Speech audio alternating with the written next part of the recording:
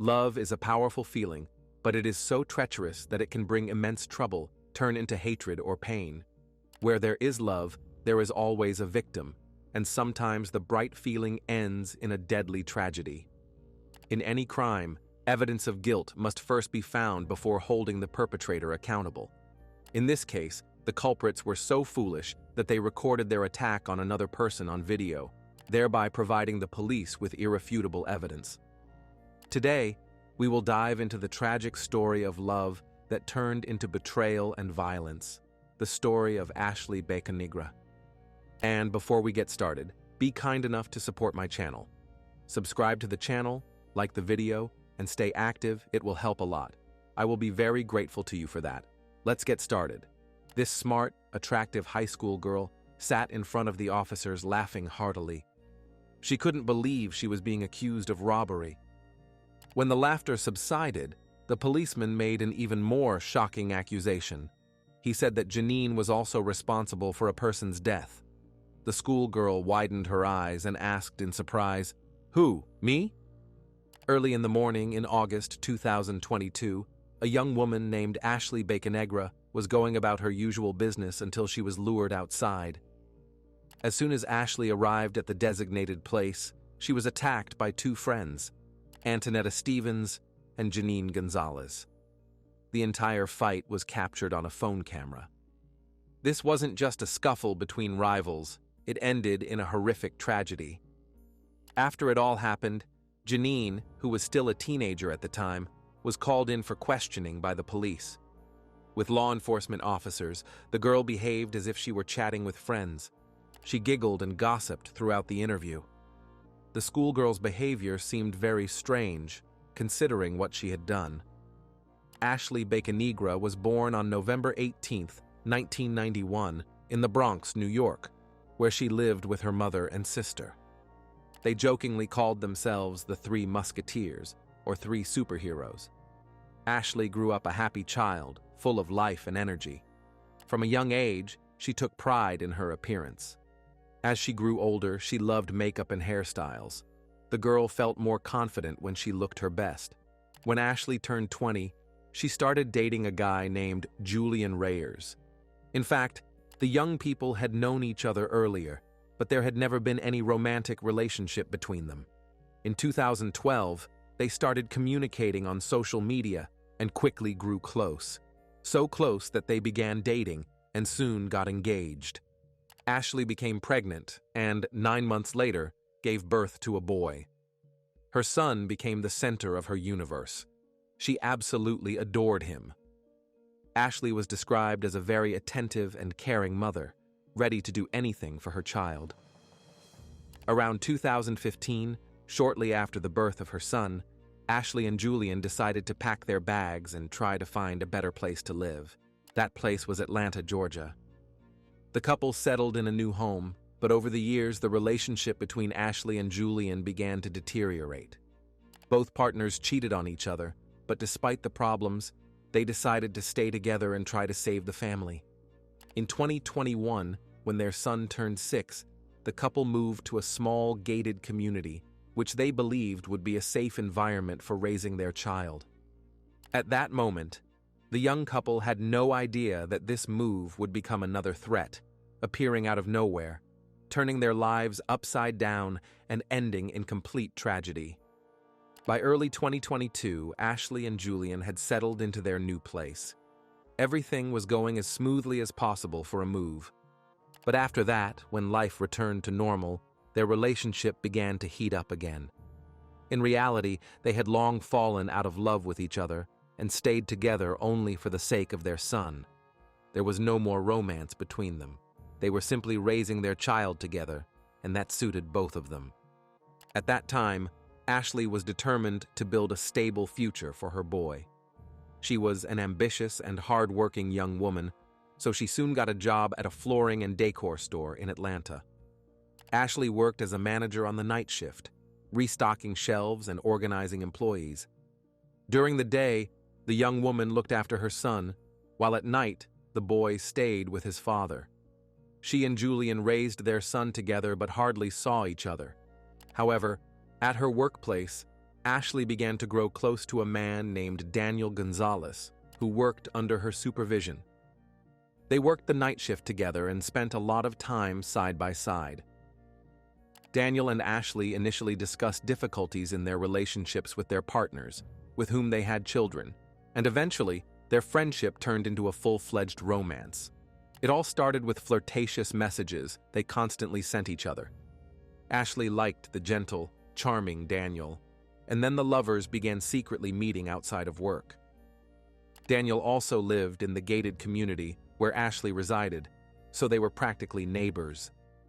During the day when Ashley's son was at school and her common-law husband Julian was at work, the enamored woman secretly let Daniel into the apartment so they could spend time together. She didn't yet know that the budding romance would soon make her the center of a scandal fueled by jealousy and betrayal. Although Ashley might have suspected that Daniel had unresolved issues from past relationships, she could never have imagined how dangerous the situation would become for her. In fact, Daniel Gonzalez was not free. He lived in the same apartment with a 27-year-old woman named Antonetta Stevens. Antonetta was Daniel's fiancée, with whom he had lived for several years, but they never made it to marriage. The couple even had a 3-year-old son. Also living with them was Antonetta's 9-year-old son, making their situation somewhat similar to Ashley and Julian's. However, this couple had their own difficulties. Daniel and Antonetta's relationship was filled with arguments and unresolved tension. It could hardly be called stable. It was said that Stevens had a bad temper. She was very impulsive and, during arguments, flared up like a match, easily falling into a rage. The partners argued over any issue. Like Ashley and Julian, they stayed together only for the sake of their children. Daniel had long fallen out of love with Antonetta, but hadn't fully broken up with her for financial reasons. Also living in the house with them was Daniel's younger sister, Janine Gonzalez. Janine was only 17 years old. She spent most of her time in Buffalo, New York with her parents, but spent the summer visiting her brother and his family. Janine was incredibly close to Daniel's fiancée, Antonetta. Despite the 10-year age difference, they considered themselves best friends and even sisters. Antonetta was much closer to Janine than her own brother, Daniel. In the summer of 2012, Daniel, his sister, and his fiancée went to Florida for Antonetta's mother's wedding. The celebration was a failure because the couple had another argument. The conflict involved the groom, Antonetta's future stepfather, and a fight broke out between the men. Daniel, clearly fed up with his relationship with Antonetta, was on edge. He seemed to sense that he didn't want to attend this wedding. Fueled by alcohol and the incident with the groom, Daniel decided to confess to his younger sister that he was actually having an affair with another woman from work. The man told Janine about his genuine feelings for Ashley and mentioned that he saw no future with Antonetta. As mentioned earlier, Janine was closer to Antonetta than to her own brother, and this shocking news had the effect of a bomb going off. It set off a chain reaction of events that would affect everyone involved in this matter. Naturally, after Daniel confessed to his sister that he was cheating on his fiancée, the girl ran to Antonetta and, without waiting to return home from the wedding, immediately told her about the other woman, either out of a sense of misguided loyalty or a desire to provoke conflict. So, for Stevens, that day turned into a real nightmare. Antonetta decided that the situation could not be left to chance and asked Janine if she could count on her. Of course, the 17-year-old teenager agreed to participate in the brewing trouble. For her, it was nothing more than a fun summer adventure. Julian Ryers, Ashley Bacanegra's former fiancé, didn't know that Ashley was having a romantic relationship with another man, although he later admitted to having some suspicions. Meanwhile, Daniel managed to hide his double life from his fiancée until August 2022. Unlike Julian, Antonetta suspected that something was wrong with Daniel and wondered if he was cheating on her.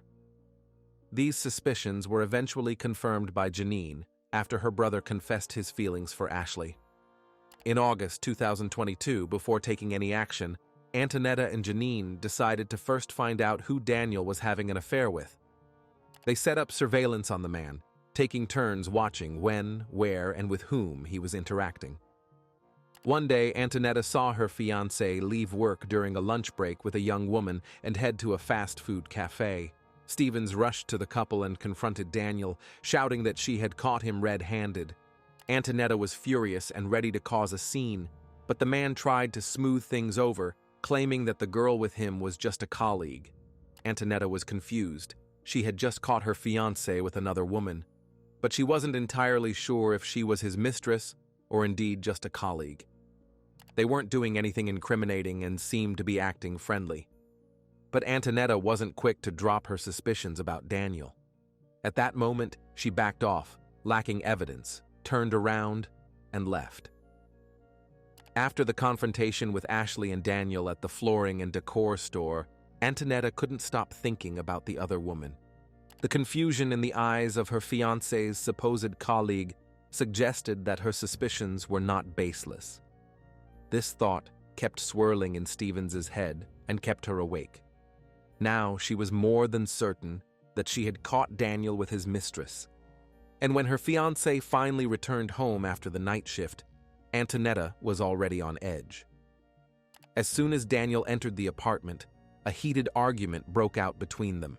The woman shouted, "How dare you do this to me and the kids?" Then she told Daniel that she no longer wanted to live with him and demanded that he get out of the apartment. The argument continued until 10 a.m. By that time, both partners were exhausted, both physically and emotionally. In the heat of the argument, they said so much to each other that they would surely regret later. In the end, Daniel couldn't take it anymore and went to bed. He hoped that when he woke up, Antonetta would calm down and they would either make up or argue again, but not as intensely. With that thought, the man fell asleep peacefully, not even imagining how it would all end. Because the enraged woman had no intention of calming down or putting the situation off. The betrayal she felt wasn't just about losing Daniel. She felt abandoned and humiliated. Antonetta had dedicated her best years to a man who easily replaced her with someone else. In her eyes, the other woman who stole her fiancé was to blame. Although Daniel was also at fault, Antonetta focused her rage solely on Ashley. Anger and jealousy began to build, turning into something far darker. She confided in Janine, who, instead of dissuading her, further fueled the flames of hatred by offering support and help. At that moment, a crazy idea came to Antonetta's mind. While Daniel was asleep, she stole his phone and found his correspondence with Ashley. A burning resentment toward her rival flared up as Stevens, with Janine, scrolled through the flirtatious messages between the lovers. Antonetta looked at countless heart emojis, read tender words addressed to the other woman, and declarations of love. And the more she scrolled through the messages, the more she got worked up and fell into a rage. Using Daniel's phone, she wrote a message to the mistress and, posing as him, invited Ashley to a meeting, saying he had been kicked out of the house and didn't know what to do. Stevens wanted to lure her rival into a trap to teach her a lesson and make her pay for the pain she was experiencing. Believing the message came from Daniel, Ashley didn't suspect a thing. She hurriedly got dressed and headed to the meeting, expecting to see her beloved man, but instead, she walked into an ambush.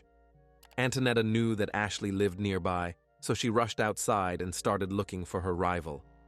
Daniel's sister, Janine, was by her side the whole time, filming the events on her phone camera. As soon as Ashley appeared on the road, Antonetta ran toward her, shouting, "Guess who you were texting with, you bitch?" As soon as Stevens reached Ashley, she struck her in the face with all her strength, knocking her down. Soon, both women were on the ground. Each blow Antonetta delivered was accompanied by insults. She shouted accusations and threats at the mistress. She struck without looking where her hands landed. Ashley tried to defend herself and push the furious Antonetta off, but the odds were uneven. Ashley was very petite and fragile. According to her family members, she had never fought, and despite often wearing sweatpants and a hoodie, she was far from athletic. The 17-year-old Janine held the phone the entire time, cheering on her friend. She was very excited about what was happening and eagerly watched as Antonetta beat her defeated rival. The camera showed that Ashley was genuinely terrified and just wanted it all to end quickly. But Stevens wouldn't let go. She grabbed Ashley by the hair and started slamming her head against the asphalt. The recording captured the sound of her head hitting the pavement with force. Then Antonetta leaned down and bit Ashley on the cheek. To inflict even more suffering, Stevens lied, saying that Daniel himself had asked his fiancée to deal with his mistress while he stayed home with their son. Continuing her frenzied attack, Antonetta shouted several times in a fit of rage that she would kill Ashley. Then the woman ordered Janine to pick up the mistress's phone, which had fallen to the ground during the fight, and take it with them.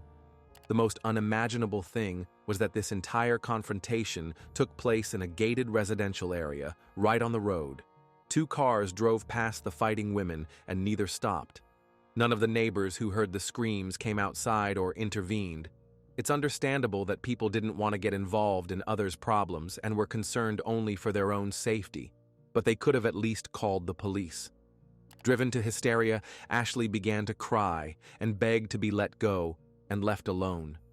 However, Antonetta's anger didn't subside. She kept hitting until she herself ran out of strength. But even then, she didn't get off Ashley. Instead, she turned to Janine and suggested she join in the beating. Still holding the phone, Daniel's younger sister ran up to the defeated woman and kicked her hard in the head and back several times. Ashley was gasping for air, trying to stay conscious, but neither Antonetta nor Janine showed any mercy. Even when Ashley's body began to give out, the attack continued. When the fight finally died down and the friends stopped, they left their rival lying alone on the road covered in bruises and abrasions. Ashley sat in the middle of the street. She looked exhausted and badly beaten. However, despite her condition, she didn't want to leave her mobile phone in Janine's hands. Somehow, Ashley found the strength to stand up. She got up and, with a staggering gait, followed the friends, begging them to return her device. Seeing that the homewrecker wasn't giving up, Antonetta asked if she was ready to die for her phone and told her to come closer. She warned that Ashley would have to take on both of them to get her phone back. Ashley had no intention of fighting. She wasn't in any condition to confront 2 aggressive women. She just wanted her phone back, so she kept following, staggering, behind Janine and Antonetta down the street. All this time, Stevens insulted Ashley with the most offensive words and warned that if she stepped onto her doorstep, she'd regret it. And finally, after 13 minutes of recording, Janine stopped the video. It might seem that 13 minutes isn't long, but when someone is being beaten for that amount of time, they're unlikely to walk away unscathed. Surely, Ashley sustained serious injuries. So Antonetta and Janine reached their apartment. A child ran out to meet them, saying, "Hi, Mommy." But the woman was far more concerned with confronting her fiancé and settling things with him than paying attention to less important details. Antonetta simply ignored her child and headed straight for Daniel. Apparently, at that moment, she was more preoccupied with dealing with the mistress than the fact that the children had been left home alone because their father was still asleep. Antonetta woke Daniel and bluntly told him that she had beaten Ashley and that his mistress was waiting for him outside. Confused from sleep, the man silently opened the front door, saw Ashley covered in bruises and abrasions, and simply slammed the door in her face. He was in shock and couldn't believe this was actually happening. Ashley began knocking and demanding her phone back. Furious, Antonetta threw the phone at the wall near Daniel, after which the man finally returned it to its owner. Getting her phone back, Ashley almost ran toward her apartment, and that could have been the end of it in a best-case scenario. But unfortunately, the aggressive attack by Janine and Antonetta didn't go without consequences. Its outcome was a true tragedy. 30-year-old Ashley Bacanegra returned home. Footage from the intercom camera showed the barely alive woman struggling to stand. Soon after, her boyfriend Julian returned to the apartment and found Ashley in a deplorable state. He had no idea what had happened, so he first asked who did this to her. Not wanting to tell the truth about her affair and the attack by the betrayed fiancé, Ashley went out onto the balcony, trying to catch her breath. When the shock wore off, it was replaced by unbearable pain throughout her body. The woman leaned over the balcony railing, trying to calm her heartbeat. These were the devastating consequences of the injuries sustained during the fight. Ashley's condition worsened with every minute. To avoid further questions, she lied to Julian, saying that strangers had attacked her. Seeing the condition of his child's mother, the man put her in the car and immediately took her to the hospital. At the medical facility, Ashley was urgently given emergency care. It turned out that she had several broken ribs and internal injuries. The woman's face and neck were so swollen that she could hardly breathe. But most concerning was that Ashley had severe internal bleeding. Due to the broken ribs, her liver had sustained serious damage. Ashley's condition worsened by the minute. She could no longer breathe on her own, and she was connected to a ventilator. Assessing the risks, the medical staff realized that the injured woman needed specialized care because she was in critical condition. The problem was that they lacked the necessary expertise and equipment, so it was decided to airlift her to a larger medical center where doctors would do everything possible to save the young woman. However, just a few hours after the brutal attack, Ashley Bacanegra died from her injuries. Her body couldn't withstand such a severe ordeal. Meanwhile, the police had already arrived at Antonetta and Daniel's apartment. It turned out that there were conscientious neighbors who, noticing the fight, called emergency services and reported the incident. The officers didn't yet know that Ashley Bacanegra had died in the hospital, so they were only asking questions about the altercation. Antonetta Stevens blamed everything on Ashley, telling the patrol officers that this woman was sleeping with her fiancé, that she used her position at work to force Daniel to be intimate with her, that she wouldn't leave him alone and threatened to fire him if he refused to engage in intimate relations with her. Now, Ashley had become so brazen that she came to their home, for which she got what she deserved. Stevens tried to shift the blame onto the victim, claiming the fight was mutual and that Bacanegra came to her house to cause a scene. Antonetta brazenly made up an explanation for her actions on the spot. She, as if nothing had happened, accused Ashley of attacking her and hoped to get away with it.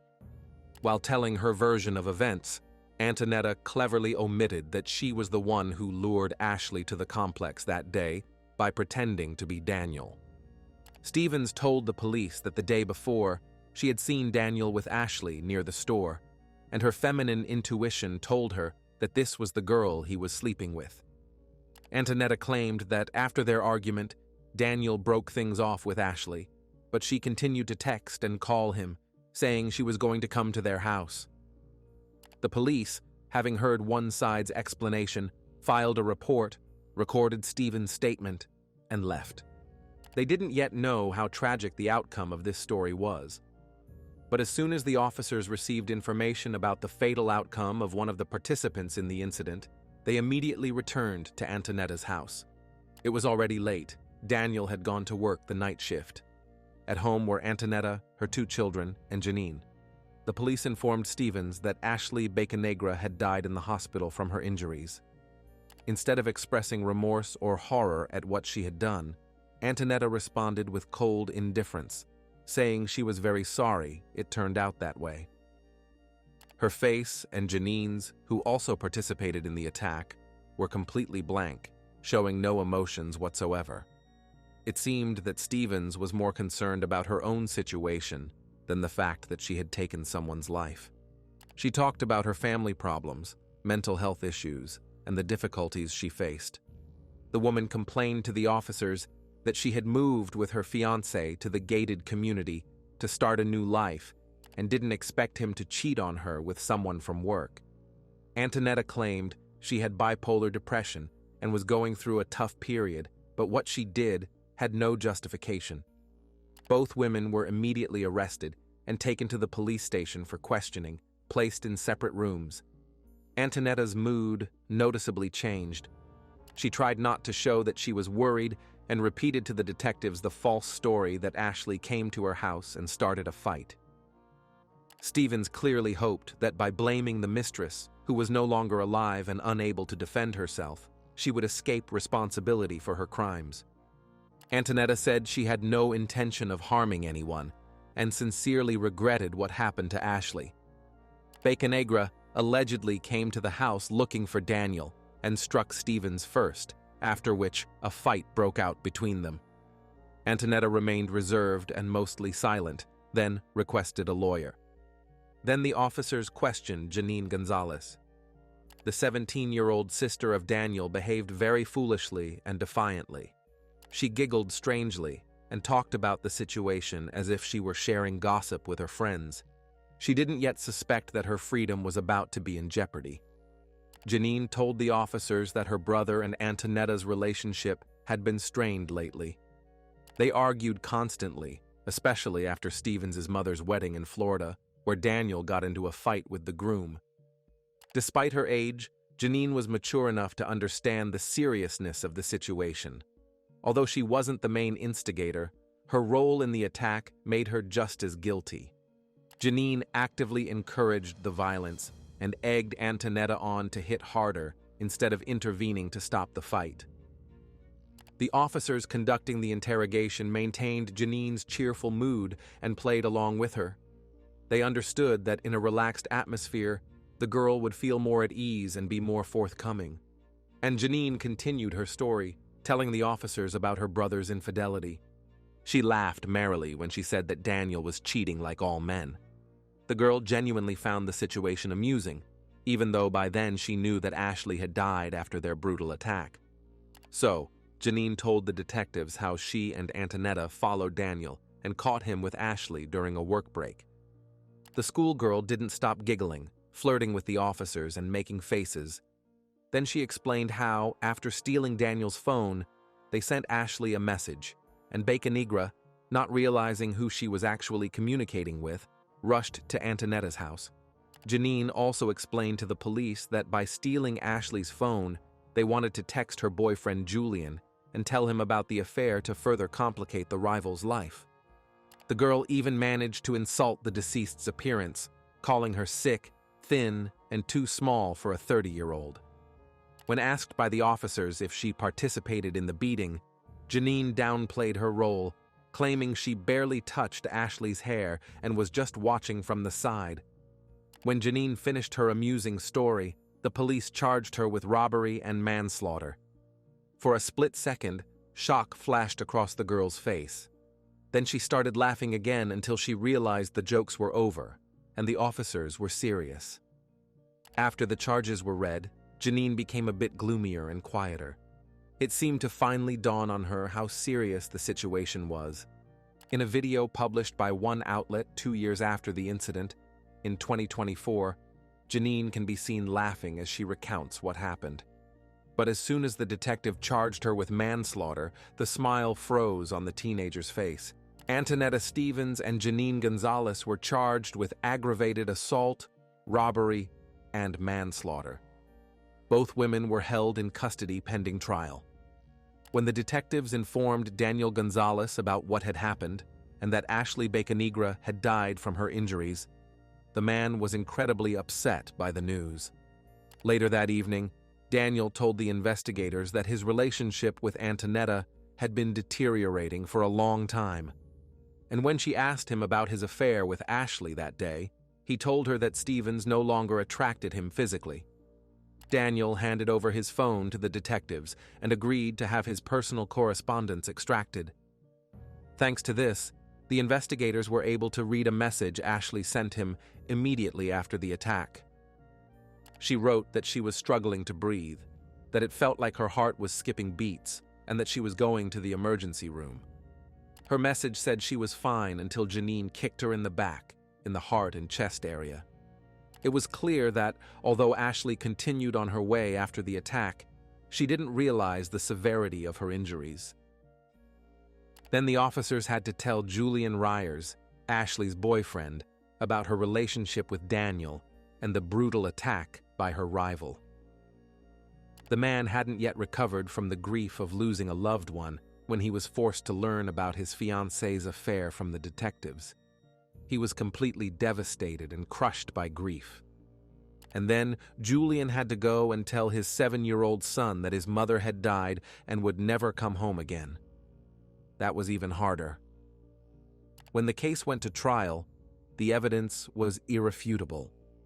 The prosecution team presented the video recording, text messages, and witness testimonies that painted a clear picture of a premeditated attack driven by jealousy and a desire for revenge. According to the emergency room doctor, Ashley Baccanegra's injuries were the result of an extremely brutal attack, and it was obvious that the force used far exceeded what would have been needed for simple intimidation. By the way, the video Janine recorded during the fight was so brutal and graphic that the media didn't publish it in full, only posting individual fragments on their online pages. Neither Antonetta nor Janine pleaded guilty. Janine tried her hardest to prove she wasn't involved, that she was merely an unwilling witness.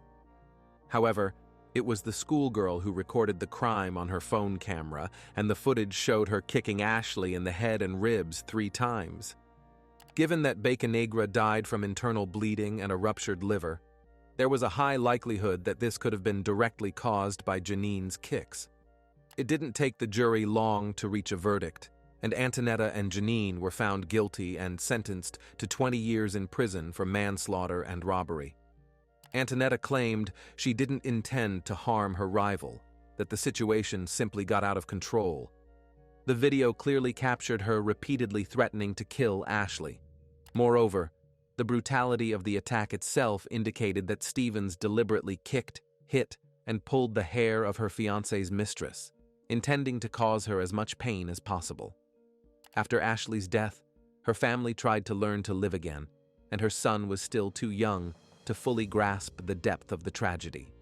Friends and relatives rallied to support Julian and his son, creating a GoFundMe page to help with funeral expenses and provide financial support for the future. They managed to raise $7,000. GoFundMe is a platform that allows people to raise funds for various purposes: medical expenses, education, emergencies, charitable projects, and more. But despite the immense support from the community, it didn't ease the pain of Ashley's loved ones from her loss. A woman who sought love and simply wanted to be happy was brutally deprived of her future. The news of the senseless act of violence and its tragic outcome shocked everyone who knew Ashley Baccanegra. Unrestrained jealousy and uncontrollable rage also robbed 3 young boys of their mothers in one fell swoop. Antonetta Stevens' sons will now have to grow up without her as well. What should have been a conflict that could have been resolved through conversation or separation escalated into violence. The death of a young woman was not only a personal tragedy for those who loved her, but also a stark example of how jealousy can lead to unthinkable consequences. If you have finished watching, you are a real fan of true crime. Subscribe to the channel, turn on the bell notifications, and put the like. See you in the next video. They say that every marriage is a mystery. You never know who you're walking through life hand in hand with. When Susan married Michael, she compared her choice to buying a car. It seemed to her that she had purchased a used car at a bargain price.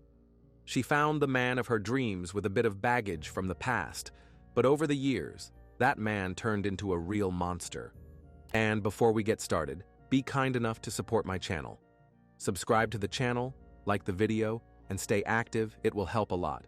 I will be very grateful to you for that. Let's get started. Michael was highly suspicious, and it was unclear when he would snap next. Susan spent much of her married life as if sitting on a powder keg. Her husband valued money and possessions more than human life. One day, the woman had to fight to defend her right to exist. September 6th, 2006, Portland, Oregon.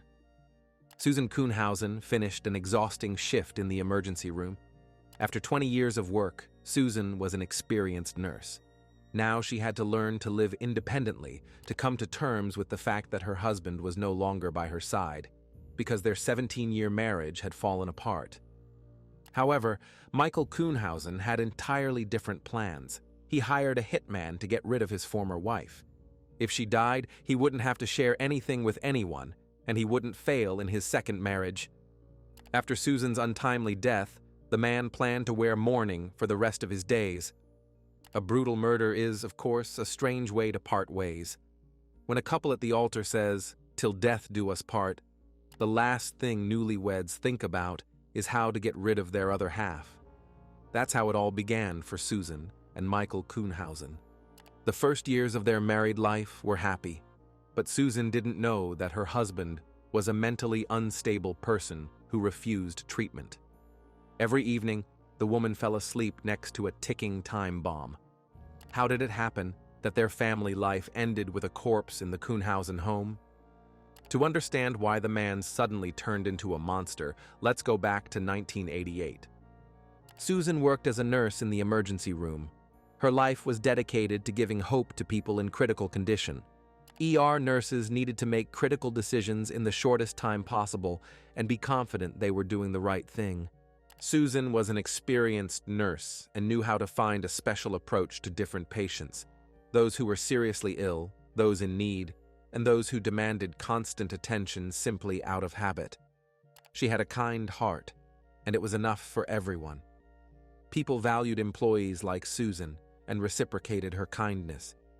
Coming home from work and being alone, the woman began to miss the emotional warmth that surrounded her at the hospital. So, at 33, Susan decided it was time to ensure that a loved one was waiting for her at home. For a long time, she had been focused on work, mostly taking night shifts, but at some point, she wanted to go out again and spend more time with men. In recent years, Susan mostly hung out with her girlfriends, but then she got tired of it.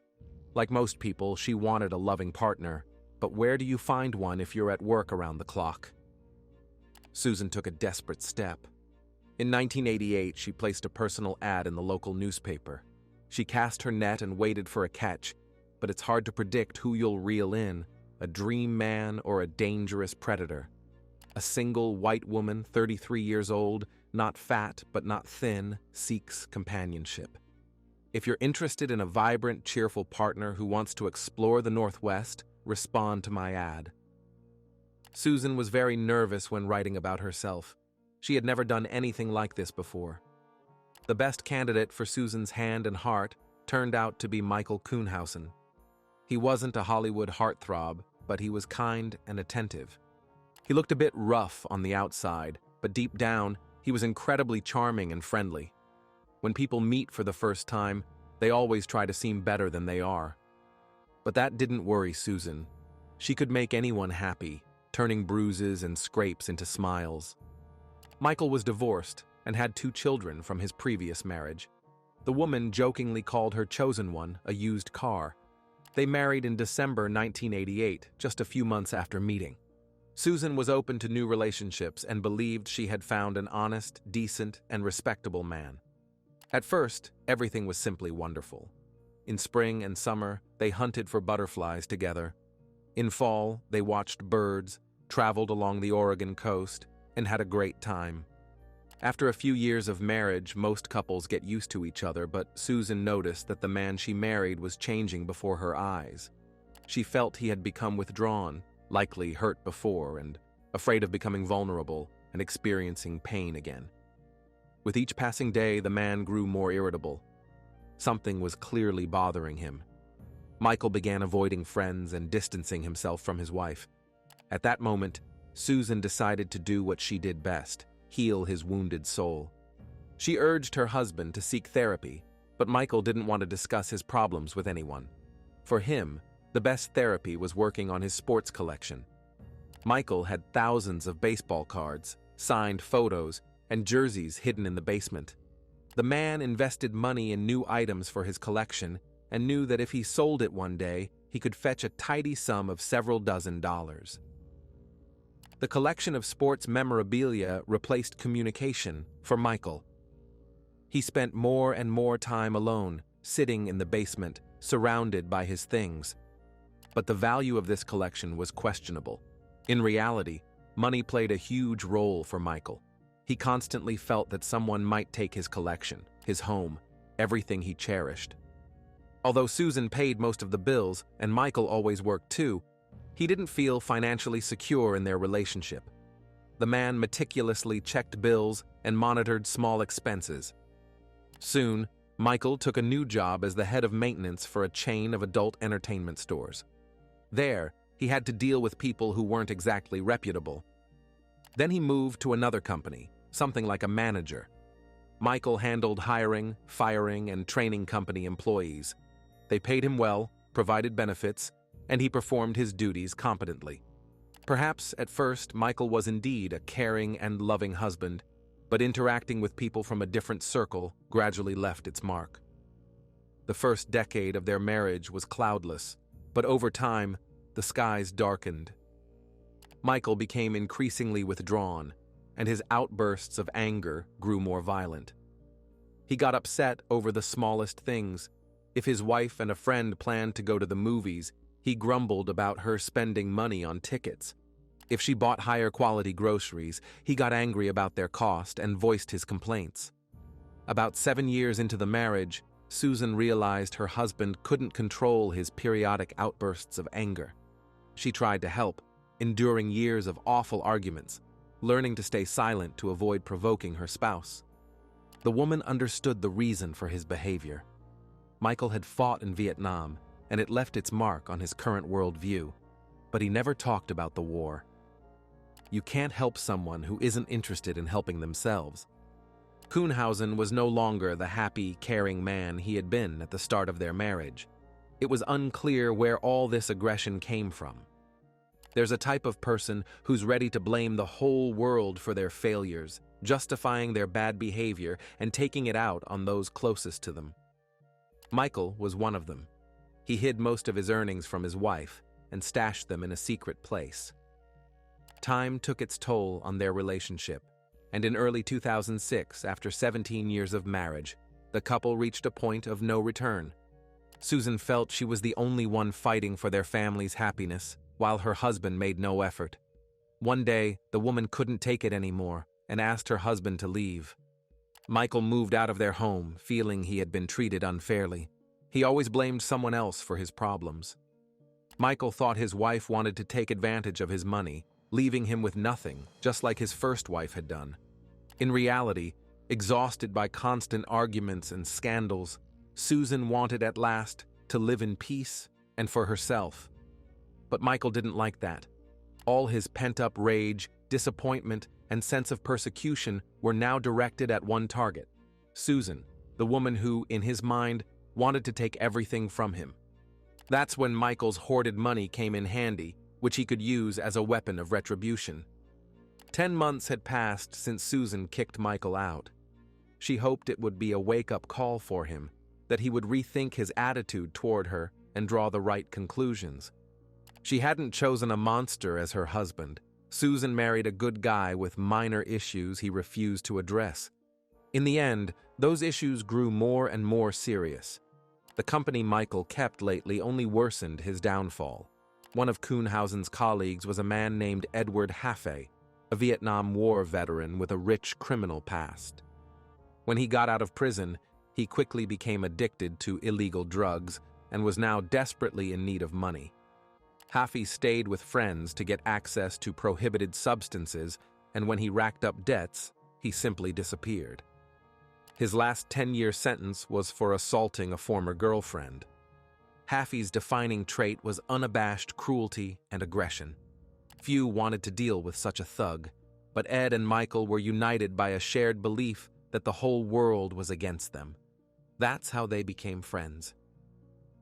First, 2 tires on Susan's car were punctured at the same time. At that moment, the woman didn't even think it was her husband's doing. Then Susan noticed that Michael started withdrawing large sums of cash from their still-shared account, as he had access to her finances. She had to change her life insurance beneficiaries to her mother and brother, and then inform Michael that she was filing for divorce. The woman finally realized their marriage couldn't be saved. Around the same time, Kuhnhausen lost the job he'd held for many years. Left without a wife, a home, or a job, Michael was once again convinced that everything was against him, but there was a way out of this situation. If Susan disappeared, he would keep the house and a lot of money. However, Michael was a coward and had no intention of getting his hands dirty. He came up with the idea to hire a hitman, and his friend Edward was the perfect fit for the role. Ed Haffey was also on the edge at the time. He had been fired, he owed money for rent, and he needed a fix every day. Ed urgently needed to find money somewhere because his debts were growing by the day. Haffey's desperation played into Michael's hands. They agreed on $50,000, $25,000 up front, and the rest after the job. That money could solve Ed's problems, and in turn, he could help Michael. The men discussed the plan's details and began executing it. If Michael could secure an alibi, the police would never connect him to the attack on Susan. He would get the house, the money, and keep his collection of sports memorabilia. Portland, Oregon, September 7th, 2006. Susan was returning home after a long and tough shift in the emergency room. She planned to spend a quiet evening. Unfortunately, her husband Michael, whom she hadn't lived with for some time, was busy preparing a surprise. Susan didn't know that the man she loved and tried to save had decided to repay her by organizing an attack. He hid a hitman in her house who was supposed to wait for the homeowner's return. Susan hadn't changed the alarm codes after kicking Michael out, so he simply gave the numbers to his friend Ed. Edward Haffey was not just a disgruntled Vietnam War veteran. He was an unhinged, drug-addicted ex-convict. He wanted to rid his friend of his hated wife forever and solve his own financial problems at the same time. Ed Haffey planned to do it quickly and quietly.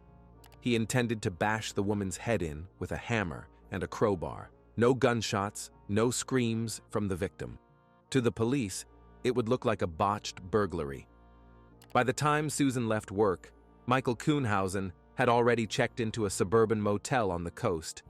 His alibi could be confirmed by several people. All he had to do was wait for a call from Ed, who was supposed to report that everything went perfectly. His wife was dead, and he was free and independent. Susan entered the house and headed to the bedroom to change.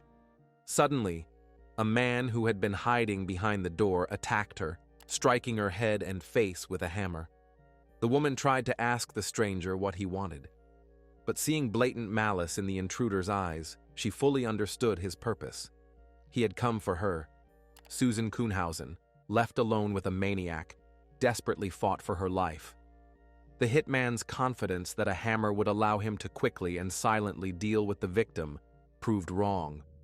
When the woman realized he had come to kill her, she became furious. At some point, she managed to snatch the hammer from the attacker's hand. An unequal struggle for the weapon ensued. The criminal was even surprised, saying that Susan was strong, but Ed wasn't about to back down and knocked the nurse to the floor. Haffey grabbed the hammer and attacked Susan again. She reached into his pants pocket and pulled out his wallet, thinking that if she died, the wallet would be evidence. Then she started biting the man, on his hand, his side, his thigh, and at one point, when he turned slightly, she bit his genitals. When Ed doubled over in pain and fell, Susan sat on top of him and grabbed his throat. She promised to call an ambulance if he told her who sent him. Instead, the criminal tried to throw the woman off, but Susan leaned in with her whole body and squeezed harder. She pressed until Ed stopped moving. Then she hit him with the hammer and ran, not knowing if the would-be killer was alive. The woman used her years of experience as an ER nurse, combined with knowledge of self-defense techniques, to fend off the unexpected attack in a 15-minute fight for her life. In training, she often laughed that she'd hardly remember any moves if attacked, but the proximity of death forced the nurse to focus and emerge victorious from the battle. Susan was badly beaten, but fortunately survived. Paramedics rushed her to the hospital where she became a patient in her own emergency room. Haffey died from his injuries. He was 59 years old at the time. Edward was a terrible person who died a terrible death. It was already dark, and there was no word from his friend. Michael Kuhnhausen realized something had gone wrong. He sat in the motel on the coast, not knowing what to do. Hearing about the attack on Susan's house in the news, he tried to call the hospital, but they told him nothing, making him even more nervous. Despite Michael's well-planned alibi, the police quickly figured out who was behind the attempt on Susan's life. In the basement, they found a backpack. It contained items someone intended to take from the house. These were Michael's sports cards and a jersey with his last name. The man cherished these things, though they held little value for others. The backpack, as it turned out later, belonged to Ed Haffey. There was also a note with Michael's phone number. That's how the police connected the husband to Susan and the hitman who attacked her in her own home. 8 days after the attack, Michael Kuhnhausen was arrested. Of course, he tried to play the victim, but no one believed him. The fact that his phone number was in the criminal's backpack was enough to charge Michael with attempted murder of his wife and conspiracy to commit murder. Shortly before the trial, Michael gave up and pleaded guilty. The Kuhnhausens had been married for 17 years. The man knew his wife well. The only thing he didn't know was that Susan was a fighter. Michael was sentenced to just 10 years in prison. Susan, who saved lives as a nurse, now had to live with the realization that she had taken a life. The woman wasn't proud of it, but felt no shame for her actions. She finally divorced Michael. During the divorce proceedings, the man fought for every cent, but in the end, Susan managed to keep the house and her savings. However, the nurse lived in fear of the day her ex-husband would be released. In 2014, Michael Kuhnhausen had served 8 of his 10 years behind bars. In September, he was due to appear before the parole board, and the likelihood of his release was high. Naturally, this greatly worried and frightened Susan. She doubled her efforts to protect her life and home from her ex-husband or his friends, whom he might hire again. However, she didn't have to worry for long, as in July 2014, Michael Kuhnhausen died. He succumbed to prostate cancer that had spread to his bones, which was undoubtedly an incredibly painful and agonizing death. Though Susan said she felt relief in her soul, she was saddened by his passing. Her feelings for Michael had been genuine. If you have finished watching, you are a real fan of true crime. Subscribe to the channel, turn on the bell notifications, and put the like. See you in the next video. In 1990, 26-year-old Terri Schiavo fainted in her Florida home while heading to the bathroom. She suffered a sudden cardiac arrest. By the time paramedics arrived, her life was hanging by a thread, and catastrophic damage to her health had already been done. What began as a family tragedy quickly escalated into one of the most controversial, heart-wrenching, and high-profile legal battles in America and around the world, involving a vast number of people. This is the extraordinary true crime story of Terri Schiavo. And before we get started, be kind enough to support my channel. Subscribe to the channel, like the video, and stay active. It will help a lot. I will be very grateful to you for that. Let's get started. Terri wasn't just ill. She was in a vegetative state, unable to move, speak, or make decisions for herself. And that's when the nightmare began. Her husband, her parents, the courts, the media, even the Pope. Everyone had an opinion on what should be done with Terri. Was she alive? Was she suffering? Was it time to let her go? It was a complex situation, and these questions divided the nation into 2 camps. Terri Schiavo's story dominated headlines for years. The deeper you dive into it, the more surreal it seems. Michael Schiavo and Terri Schindler were born in 1963 in Pennsylvania, in the same town but in different families. Though they were the same age, they didn't meet until they started college. Michael recalled how, during a class, he heard someone's infectious laugh from the back rows. He turned around and saw big, beautiful brown eyes and an even more radiant smile. Michael immediately wanted to meet this student. It didn't take him long to ask Terri out on a date.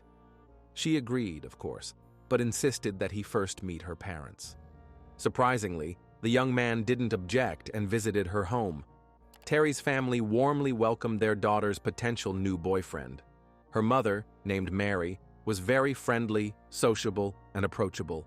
Terri's father, Bob, according to Michael, came across as gruff, somewhat reserved, and strong-willed. Having passed the test, Michael and Terri began dating and getting to know each other better.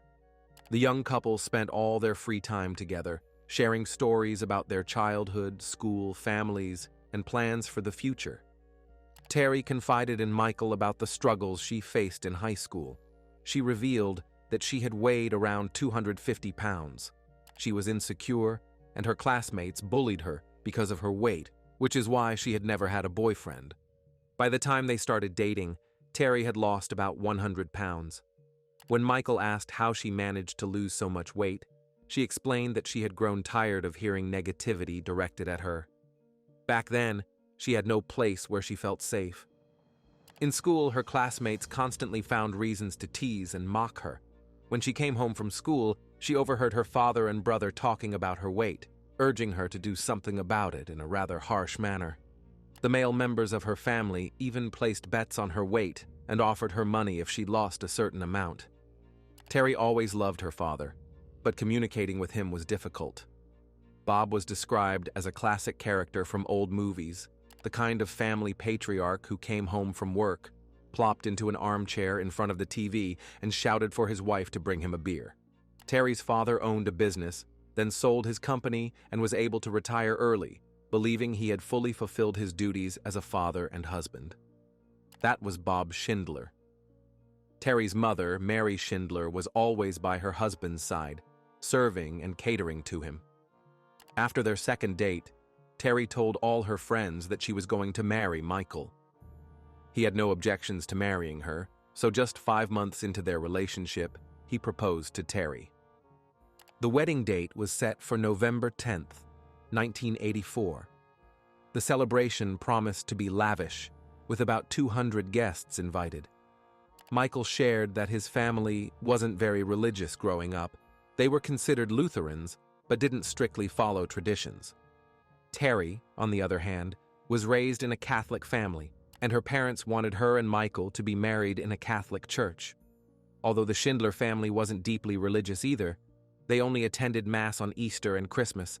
Michael didn't argue and agreed to have the ceremony in a Catholic church. It was important to him that Terri was happy. Before the wedding, Michael noticed that Terri had lost a bit more weight, though he didn't see her exercising. He attributed it to pre-wedding jitters. He had no reason to think otherwise. So 20-year-old Terri Schindler and 21-year-old Michael Schiavo were married in November 1984 in St. Anthony, Pennsylvania. The bride and groom looked stunning and were overjoyed. After the wedding, the couple lived in Pennsylvania for a while, but the newlyweds dreamed of change, of sunshine and ocean sunsets. So, soon after, the Schiavos moved to Florida. It made sense since the Schindler family owned property there. Terri's parents offered their daughter the chance to live in their apartment in St. Petersburg, and the newlyweds gladly accepted. At the time, the young couple was still attending college, but after the wedding, they decided to drop out and focus on work. Michael got a job as a manager at a local fast food restaurant. Terri found a position at an insurance company. Terri's family, her mother, father, brother, and sister, also moved to Florida. Having sold his company, Bob was no longer tied to Pennsylvania, so they decided to relocate closer to their daughter to help with grandchildren in the future when they arrived. In fact, Terri had always dreamed of becoming a mother, so she and Michael set out to pursue the next stage of their lives. The desire to have a child was mutual, especially since her parents were now nearby. Terri was very excited. She made many attempts to get pregnant, but they all failed. The young wife was deeply upset, so she decided to see a gynecologist for a checkup. However, after receiving the test results, the doctor said everything was fine. But Terri felt something was wrong. She discussed it with her husband, and they decided to consult another doctor, hoping to uncover any hidden issues. But before they could do so, it was all over. On February 25, 1990 at 5:30 a.m., Michael was asleep when he was awakened by a loud thud. His wife wasn't in bed. He got up and saw Terri lying face down on the floor, her body half in the bathroom and half in the bedroom. She was silent and showed no signs of life.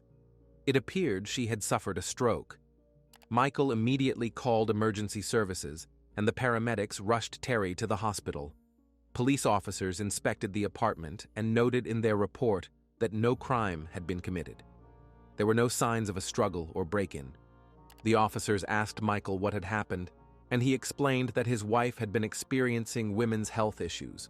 Although she had recently seen a gynecologist who said everything was normal, they were planning to consult another doctor the following week because Terri had been feeling unwell. When the young woman was brought to the hospital, she was unconscious and unresponsive. A blood test showed no presence of illegal substances or alcohol in her system. She underwent a CT scan to determine what had happened. When the doctors received the results, they noted that Terri had a brain herniation, a displacement of brain structures caused by increased intracranial pressure or brain swelling. In Terri's case, this was triggered by a stroke. If the brain shifts too much, it can press on certain areas, causing them to stop functioning properly. This can impair breathing, speech, or movement, which is what happened. When Michael and Terri's parents arrived at the hospital, they were informed of the situation.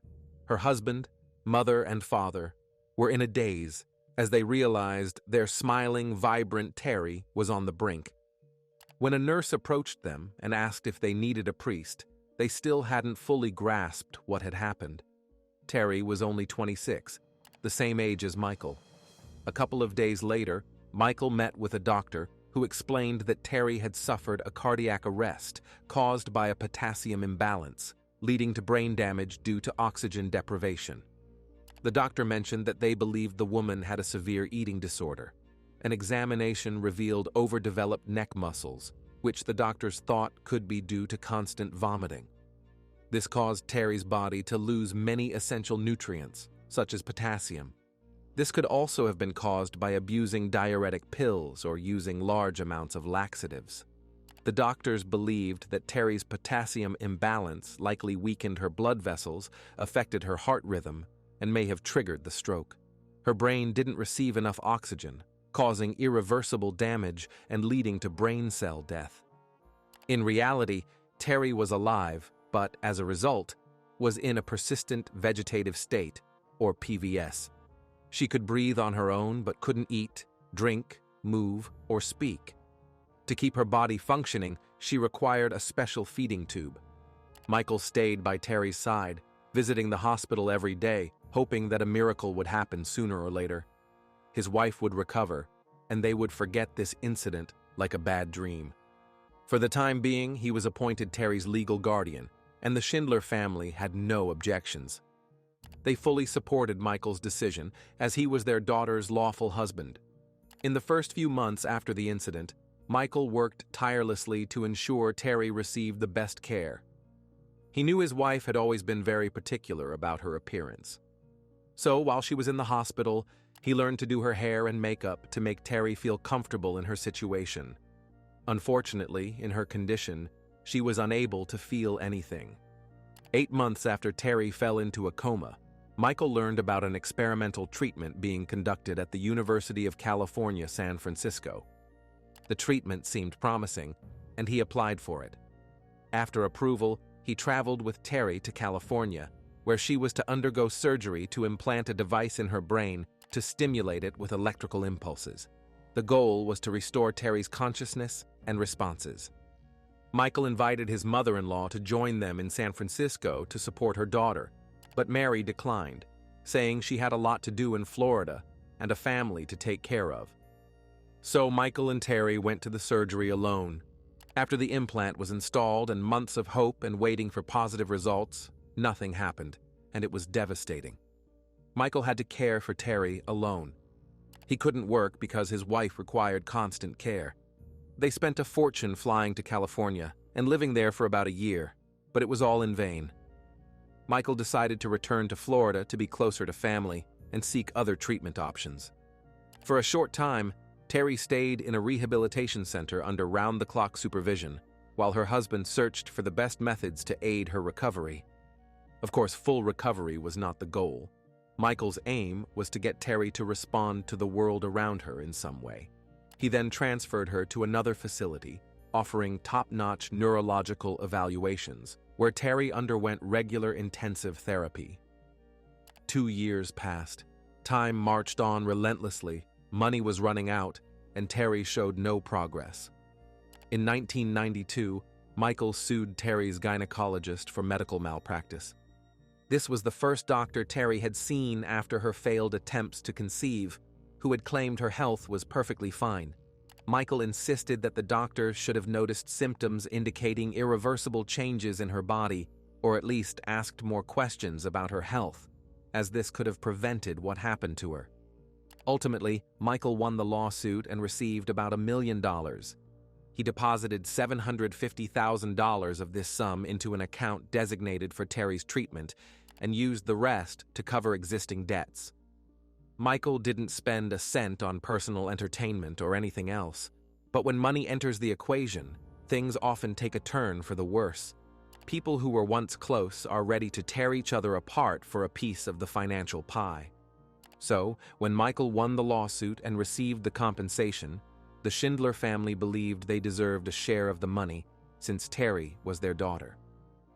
Michael refused to split the compensation, stating that the money would go solely toward Terri's treatment. But the Schindlers didn't believe in their son-in-law's nobility and thought he wanted to spend it all on himself.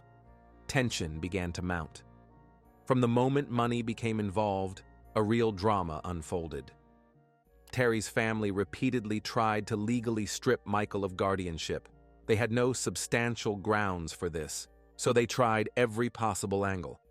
First, Terri's parents went to court, claiming Michael was neglecting their daughter and was unfit to be her guardian. The court dismissed the claim, citing Michael Schiavo's adequate level of care and concern for his ward's overall well-being. From 1992 to 1998, Michael cared for Terri, bathed her, fed her, and performed all necessary procedures. He was by her side every day, never giving up or abandoning the fight for her recovery. But over time, he began to realize that Terri wasn't coming back. Doctors confirmed that she had no brain activity. They didn't speak of a coma from which she could awaken. They stated outright that she had irreversible brain damage, and even if a miracle occurred and she returned, she would never be the same.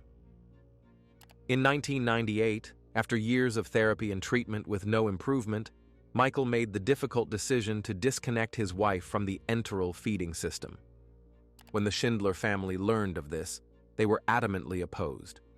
Her parents simply refused to believe their daughter had been in a vegetative state all this time. They clung to every small movement, every twitch of her eyelashes. The family fought Michael at every turn, and it wasn't just a family disagreement. It turned into a full-scale battle over Terri's body. Early in her illness, Michael and his wife had moved in with her parents, who provided them with a separate room, planning to care for Terri's recovery at home.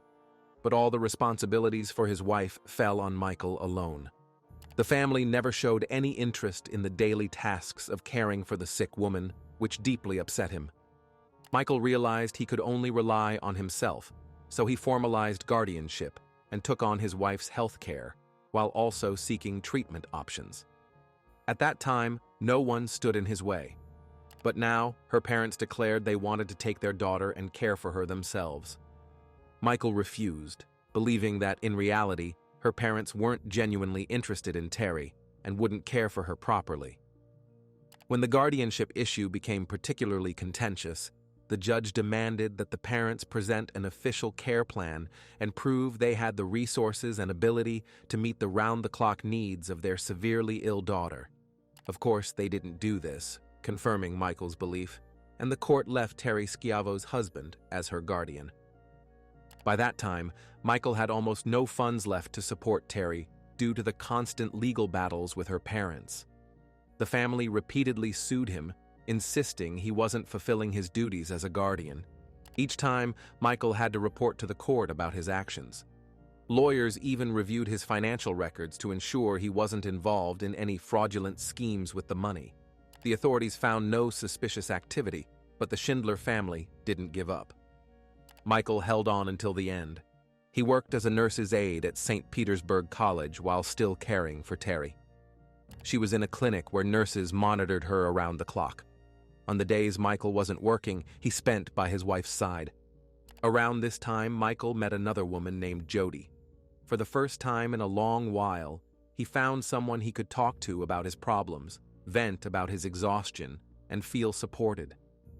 After Terri, he hadn't looked at other women, as he was entirely focused on caring for her well-being. But in the company of his new acquaintance, Michael felt alive again. As often happens, their friendship gradually grew closer. When Michael and Jody realized they liked each other, they began dating. When the Schindlers learned that their son-in-law had found a replacement for their daughter, they sued him again, claiming he was neglecting his guardianship duties. They believed he only wanted Terri's money, so they filed new accusations against him. Their lawsuits were nearing a count of 10. The Schindlers kept losing, but didn't back down. From 2000 to 2005, the legal battles over Terri's life were covered by all media outlets. The reason the media got involved was that Michael planned to remove the feeding tube. Terri's family disagreed and sought to make the conflict public. The saddest part of this story is that Terri's severe illness, her helpless state, and her image lying in a hospital bed were broadcast across all media, put on display. It's unlikely the woman dreamed of such tragic fame. In 2000, the court heard testimony from numerous witnesses, including Terri's friends, family members, and medical experts. The judge found clear and convincing evidence that the woman wouldn't have wanted to remain alive on life support equipment with no hope of recovery. He effectively ruled in Michael's favor, stating that he was allowed to remove Terri's feeding tube. But her family filed another motion to stop the process. This cycle repeated multiple times and dragged on for years. As soon as the media noticed public interest in the case, Terri Schiavo's story began appearing constantly in various outlets. Then, various religious groups and pro-life activists got involved. They were outraged and called Michael's decision deliberate killing. Activists with signs gathered outside the Schiavo home, labeling him a murderer. He received death threats daily. It got to the point where, before getting into his car, Michael checked for explosives because he was constantly threatened with them. It was a wild situation where people called someone a criminal while simultaneously saying they were ready to commit a crime by sending him to his death. The situation escalated, aggression hung in the air, and Terri remained in a vegetative state on tube feeding. Some activists used Terri's case as an opportunity to promote certain religious and political beliefs. Exploiting the poor woman's situation, they tried to pressure politicians and judges. In 2003, under intense media scrutiny, a new figure emerged, unrelated to Terri's family. This was Jeb Bush, the governor of Florida at the time. He proposed passing Terri's law, which would give him the authority to reconnect the woman to enteral feeding. However, in 2004, the Supreme Court struck down Terri's law, deeming it unconstitutional, so the battle continued. Terri's case became a lightning rod for ethical, moral, and political debates. Even Pope John Paul II had to intervene. He made a brief statement opposing the removal of the feeding tube. In 2005, the situation worsened further, this time reaching the federal government. Congress passed a bill allowing a federal court to review Terri Schiavo's case. President George W. Bush made a spectacle of it. He flew back from his vacation to sign Terri's law, declaring that the government must stand on the side of life. Ultimately, the federal court again ruled against keeping Terri Schiavo on life support, as it violated the Constitution. Yet due to all these legal nuances, it allowed others to turn against Michael Schiavo. The media portrayed him as a devil who simply wanted to get rid of his sick wife and live freely. In the end, poor Terri's feeding tube was removed and reinserted multiple times. Finally, in March 2005, federal judges upheld the Florida court's decision and allowed the tube to be removed permanently. 5 years had passed since Michael made the difficult decision, and it had turned into a nationwide spectacle. All this time, He remained Terri's primary guardian and visited her in the hospital every day, even though he was now dating another woman. Ultimately, on March 18, 2005, Terri was disconnected from the enteral feeding system for the last time. She didn't die immediately after the tube was removed, but was forced to fade away slowly. In the days that followed, Michael, his lawyer friends, and some hospice staff took turns staying in her room to ensure she was comfortable. Terri's parents visited briefly, but kept their distance from Michael. After leaving the hospital, they immediately went to reporters to share the latest news about Terri's condition and what a terrible person Michael was. They constantly claimed their daughter was trying to say she wanted to live. When the feeding tube was permanently removed, Terri's parents tried to inject her with some nutrients to keep her alive. One day, a nurse noticed needle marks on the patient's arm after her parents' visit. As a result, Michael obtained a restraining order against the Schindlers. He had to ban them from visiting without proper supervision from medical staff, which sparked even more condemnation from activists and the public. According to Michael, Terri never responded to anyone in the room throughout all those years. She didn't react to loud voices or movements because she was unconscious. He couldn't understand what her parents were talking about. While they spoke to the press, Michael kept to himself and stayed by his wife's side. Everyone hated him, but he believed he had done the right thing, that his vibrant, joyful wife wouldn't have wanted to spend the rest of her life as a vegetable. Over 600 people gathered outside the hospice where Terri was, including pro-life activists and religious groups. Her parents brought young children on spring break to stir up attention around the situation. Some people came quietly, prayed, left flowers, and behaved respectfully. Others marched loudly, chanted slogans, and demanded that Terri be reconnected to the artificial feeding system. National and even international media covered the events at the hospice. They also camped outside Michael's home, right on the sidewalk, so reporters were everywhere. TV cameras broadcast nightly reports about the dispute between Terri's parents and Michael. Police and security guarded the hospice because, at one point, protesters climbed over the fence and tried to break into the building. Michael had to endure not only the grief of losing his wife, but also a relentless, unending spectacle that turned Terri's final days into a political storm. He stayed by her side until the very end. On March 31, 2005, after 15 years in a vegetative state, and on the 13th day after being disconnected from the artificial feeding system that had sustained her for years, Terri Schiavo passed away at the age of 41. According to the autopsy, she died of severe dehydration. Now everyone wanted to know whether she understood what was happening around her, whether she felt anything, or whether she sent signals to her loved ones. After her death, a study confirmed that she had profound, irreversible brain damage. Her brain had literally withered, weighing half as much as a normal person's. Additionally, she was blind and couldn't see anything. The coroner concluded that she had no chance of recovery. According to the autopsy report, Terri couldn't speak, see, or interact with the world in any way. She couldn't feel pain. Overall, the medical experts' findings only confirmed the opinions of the doctors who had treated her for years.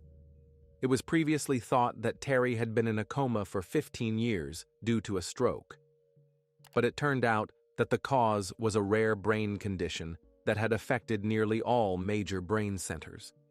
However, the story didn't end there. Terri's parents continued to fight Michael even after her death. Now they didn't want their daughter to be cremated, but Michael insisted on it, and each family held their own separate memorial for Terri. They couldn't even agree on this.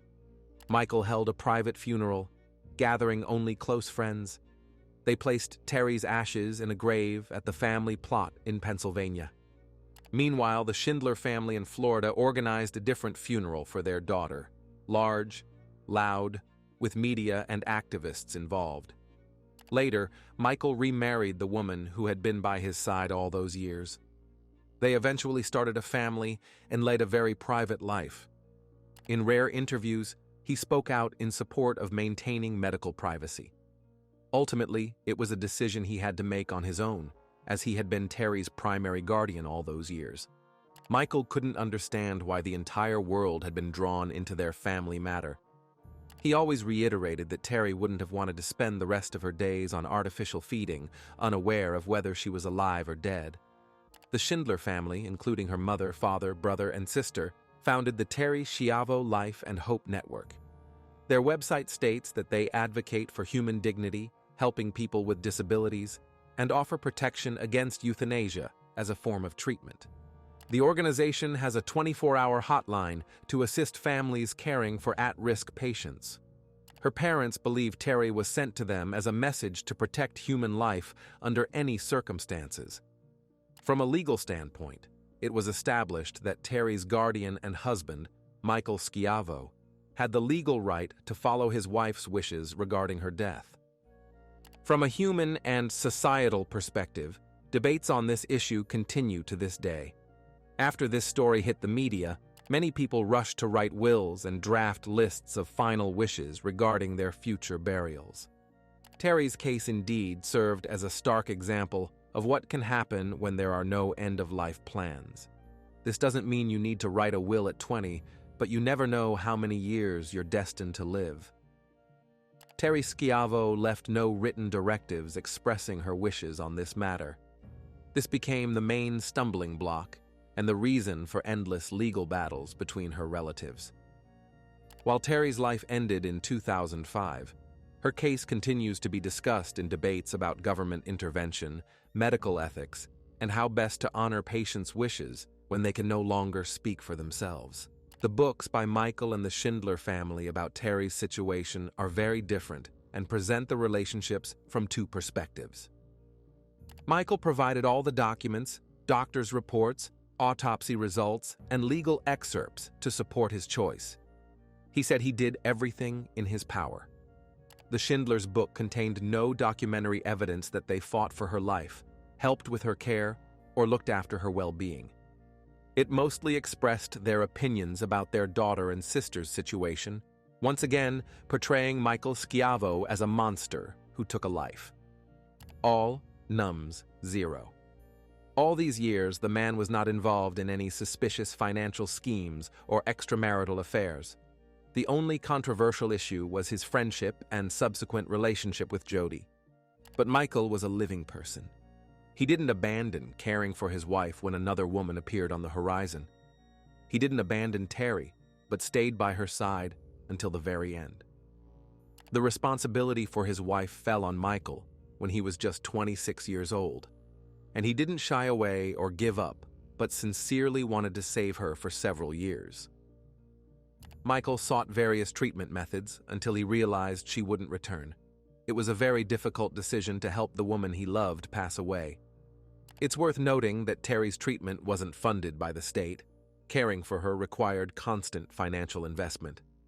Michael respected others' opinions regarding his and Terri's situation, but believed that other people had no right to impose their beliefs on him, as they had nothing to do with him or his wife. Michael made the decision himself, and only he bears the responsibility for that choice. Deciding whether a loved one should live or be let go is incredibly difficult. May such a choice never touch anyone. The issue of euthanasia remains one of the most controversial and unresolved problems in the modern world. What do you think about it? If you have finished watching, you are a real fan of true crime. Subscribe to the channel, turn on the bell notifications, and put the like. See you in the next video. Imagine you're on the island of Rhodes in Greece, taking a morning stroll along a beautiful rocky coastline. Turquoise water, a gentle breeze, the chirping of birds, peace and tranquility disturbed only by the sound of waves. This isn't your first walk, so you know the route well, but suddenly, something strange catches your attention. On the morning of November 28, 2018, a married couple was taking their daily walk along the coast when they noticed something unusual in the shallow waters among the jagged rocks of a local beach. The strange object bobbed on the waves, occasionally dipping below the surface. No matter how hard the couple strained their eyes, they couldn't make out what was in the sea. Returning home, they couldn't stop thinking about the mysterious object. The man couldn't resist, grabbed a pair of binoculars, and went back to take another look. Unexpectedly, looking down, he made out the outlines of a lifeless human body caught in the waves. And before we get started, be kind enough to support my channel. Subscribe to the channel, like the video, and stay active. It will help a lot. I will be very grateful to you for that. Let's get started. Today's story took place on the island of Rhodes in Greece. It's one of the most popular Greek resorts, with endless golden beaches and stunning bays with clear azure water. The island has preserved a remarkable landscape, blending various historical eras. All this attracts crowds of enthusiastic tourists every year, but the story that unfolded there in 2018 will reveal a darker, less appealing side of this beautiful place. Surprisingly, on Rhodes, you can see ancient ruins alongside modern cities. However, behind the facade of idyllic landscapes lie deep social issues, including widespread hostility, entrenched prejudices against women, and the struggle against xenophobia. Xenophobia is intolerance toward outsiders, perceiving anything unfamiliar as potentially dangerous. So, on an early November morning in 2018, a married couple stumbled upon a mysterious object in the shallow waters below during their walk. Examining the find with binoculars revealed a horrifying truth. A dead human body was floating near the rocks. The police were immediately called to the scene. Since the body was found in a body of water, the Coast Guard was tasked with handling it. This part of the beach had its own small cove located by a rocky cliff. The area wasn't a tourist zone and was quite isolated. Reaching the spot where the body was located was genuinely difficult. The remains had likely been carried there by a Mediterranean current, and at any moment, the waves could drag the body further out, making it impossible to find. Professional divers were needed to retrieve the body from the water as quickly as possible before the current carried it away. At that moment, the body was held in place by 3 boulders protruding from the water. Typically, in such cases, divers would bring a rope and floating stretcher to transport the remains to shore. But in their haste, the rescuers took only a rope. Their main priority was to ensure the body didn't disappear before they could reach it. The divers had to swim a considerable distance, about 120 meters, to reach the spot and then return with the load. It was a young woman wearing nothing but a bra. She was floating face down in the water, her skin very pale, almost blue from the cold, her long dark hair contrasting with the white crests of the waves. As soon as one of the divers reached the body, he tied a rope around the victim's legs to keep it from being lost in the water. The woman was quite tall, about 180 centimeters. When the rescuers saw the victim's face, they were speechless. She had been beaten beyond recognition, with no part of her face left unscathed. This was clearly not an accidental fall from a cruise ship, or even a fall from a cliff. It was obvious that the woman had been brutally killed and then dumped in the water to dispose of evidence. The perpetrator likely didn't expect the current to carry the body to this cove. Using only the rope, the divers transported the body to shore. It wasn't easy, as there were no boats, floating stretchers, or jet skis nearby. The Coast Guard personnel placed the body on a stretcher and, at that moment, noticed a distinctive feature. On the back of the victim's right calf was a rose tattoo. Since there were no other belongings with the woman and her face was mutilated beyond recognition, the tattoo was the only thing that could help identify her. After photographing the tattoo, the guards bagged the body and sent it to the morgue. Now, they had to figure out what had happened to the girl and who was responsible for her death. The police contacted local residents and visited nearby tattoo parlors, hoping one of the artists would recognize their work. One of the tattoo artists found a record of a girl who had gotten a similar tattoo just a few months earlier. Her name was Elani, a 21-year-old fourth-year student in the Mediterranean Studies Department at the University of the Aegean. On November 30th, the police contacted the university and made an inquiry. It turned out that earlier that day the student's parents had called, asking about their daughter. The girl hadn't attended classes for several days. Her father and mother, who lived in another city about 14 hours away by car, were very worried about this. Elani had stopped responding to their calls. The officers investigating the case on Rhodes contacted the local police department in the city where the students' relatives lived and asked their colleagues to check with the Toppolauti family about whether their daughter had a black rose tattoo on her leg. They sent a photo of the tattoo for identification. The image of the flower on her leg confirmed the parents' worst fears. Elani's father, along with his brother, immediately booked tickets for the earliest flight to personally identify the body. The moment he saw the deceased, his entire world collapsed. Losing a child is one of the greatest fears of any parent. Since Elani had left for college from her small hometown, her mother and father lived in constant fear that something bad might happen to her.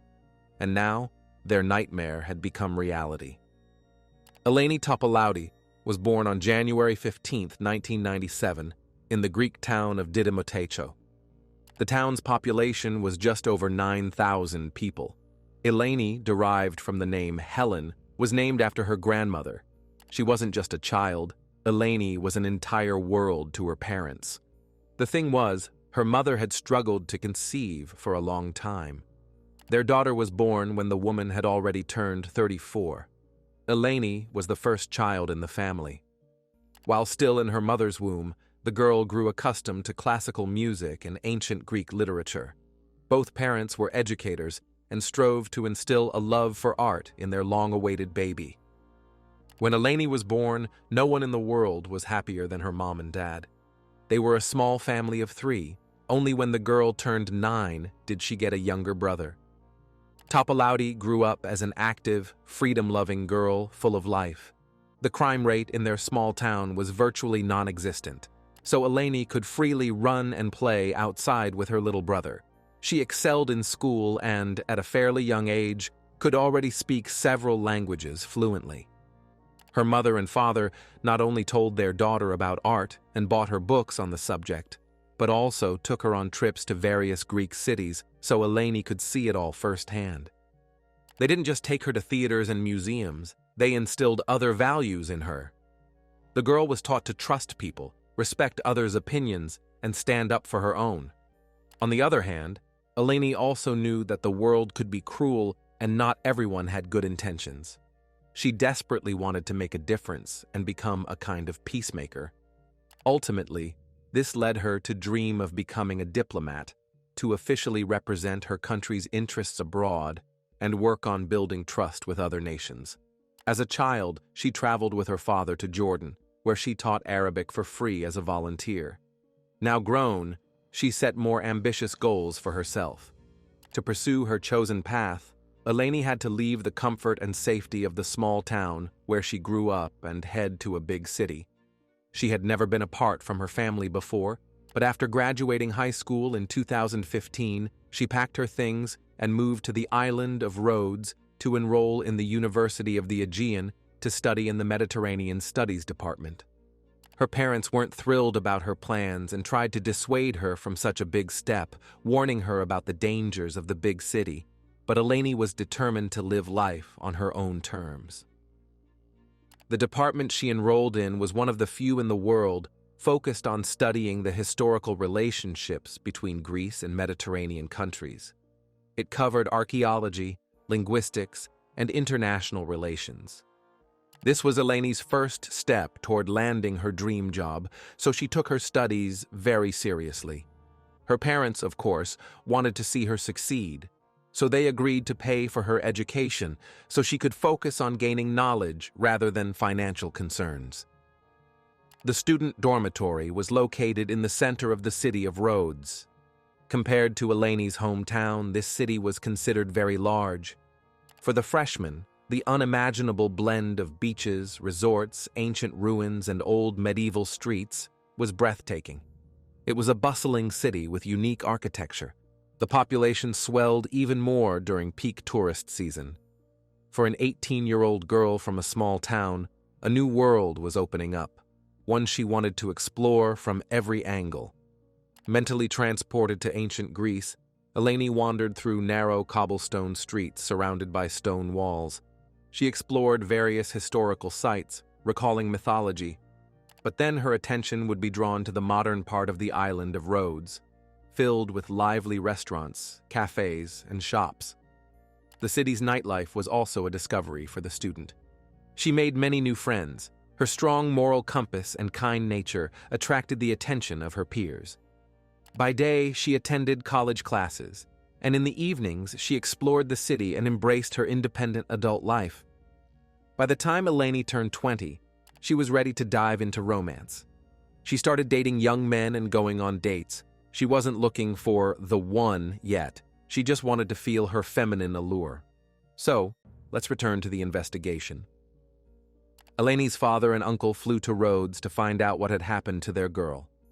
The police managed to uncover some details about the victim's life. Her father said they spoke with their daughter several times a day. Her parents were aware of the events in their child's life. Every summer, they visited their daughter on the island, and during winter breaks, she usually came home. She already had a ticket booked for December 11th.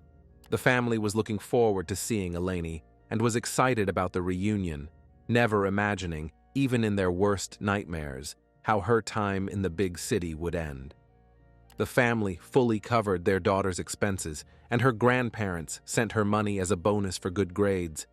The last time her parents spoke with their daughter was on the evening of Monday, November 26th, 2 days before her lifeless body was found in the sea. The girl was very worried about her mother's health, as she had recently undergone surgery. But the next day, Elani suddenly stopped answering calls. The voice on the line said the subscriber was unavailable. Her parents understood that their daughter might be busy and had simply turned off her phone to avoid being disturbed. But when 24 hours passed without any word from her, anxiety settled in their hearts. Her mom and dad left numerous voicemails asking her to call back, but they never got a response. As panic grew, the parents called a family friend living on Rhodes and asked him to check on their daughter's apartment to clarify the situation. The student wasn't home. The friend then went to the university and learned that Topolauti hadn't attended classes for the past couple of days. All this time, the father tried to reassure his wife, insisting that if something bad had happened to their daughter, they would have been the first to know. Just in case, the parents contacted the local police department, where they were shown an image of a black rose tattoo and asked if their daughter had a similar one on her leg. Now the officers knew that on Monday, November 26th, the girl was still alive.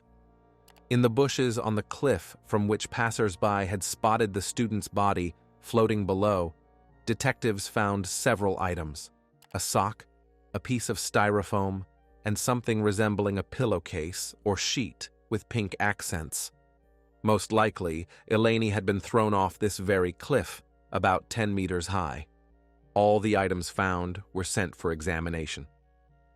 On December 1st, officers, accompanied by the student's relatives, went to her home.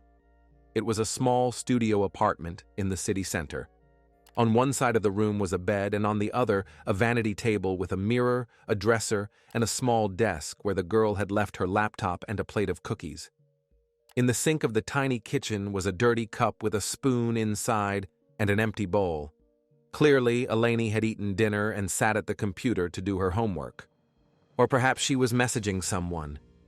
In the bathroom, clothes she planned to wash were soaking in a basin. So, it was unlikely she had planned to go anywhere that evening.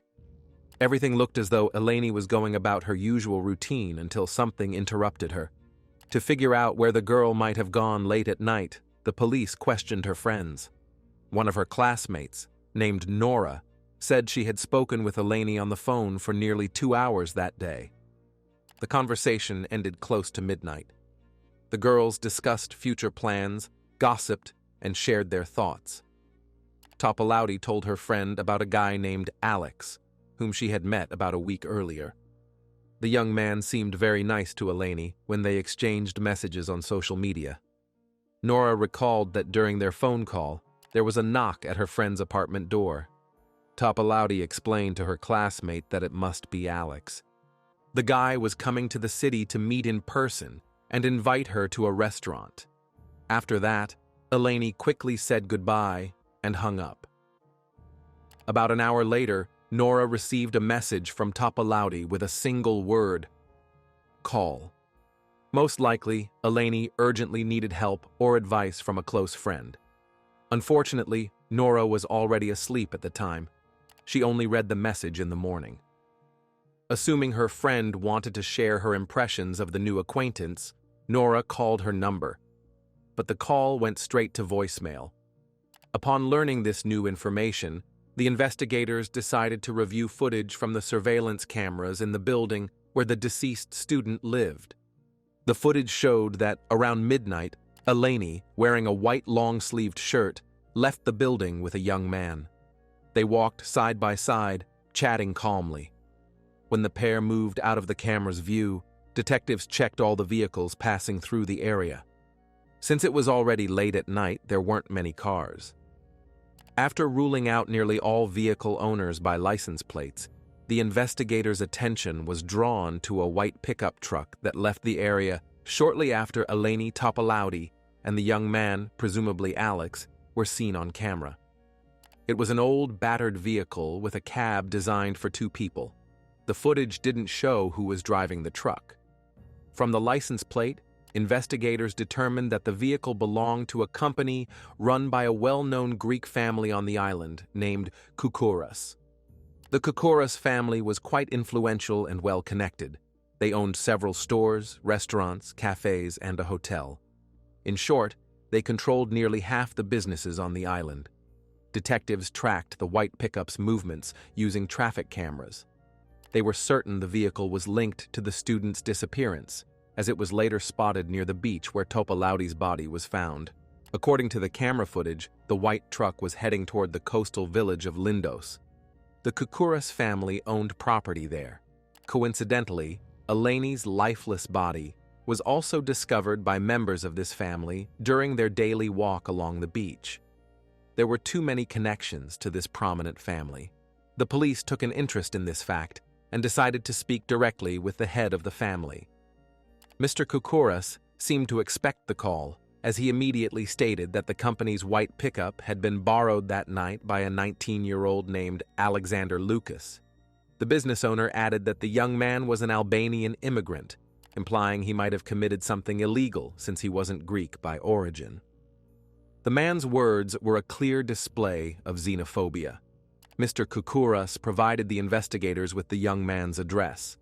Alex lived in a rundown area by the road, not far from the university where Elani Topolauti studied.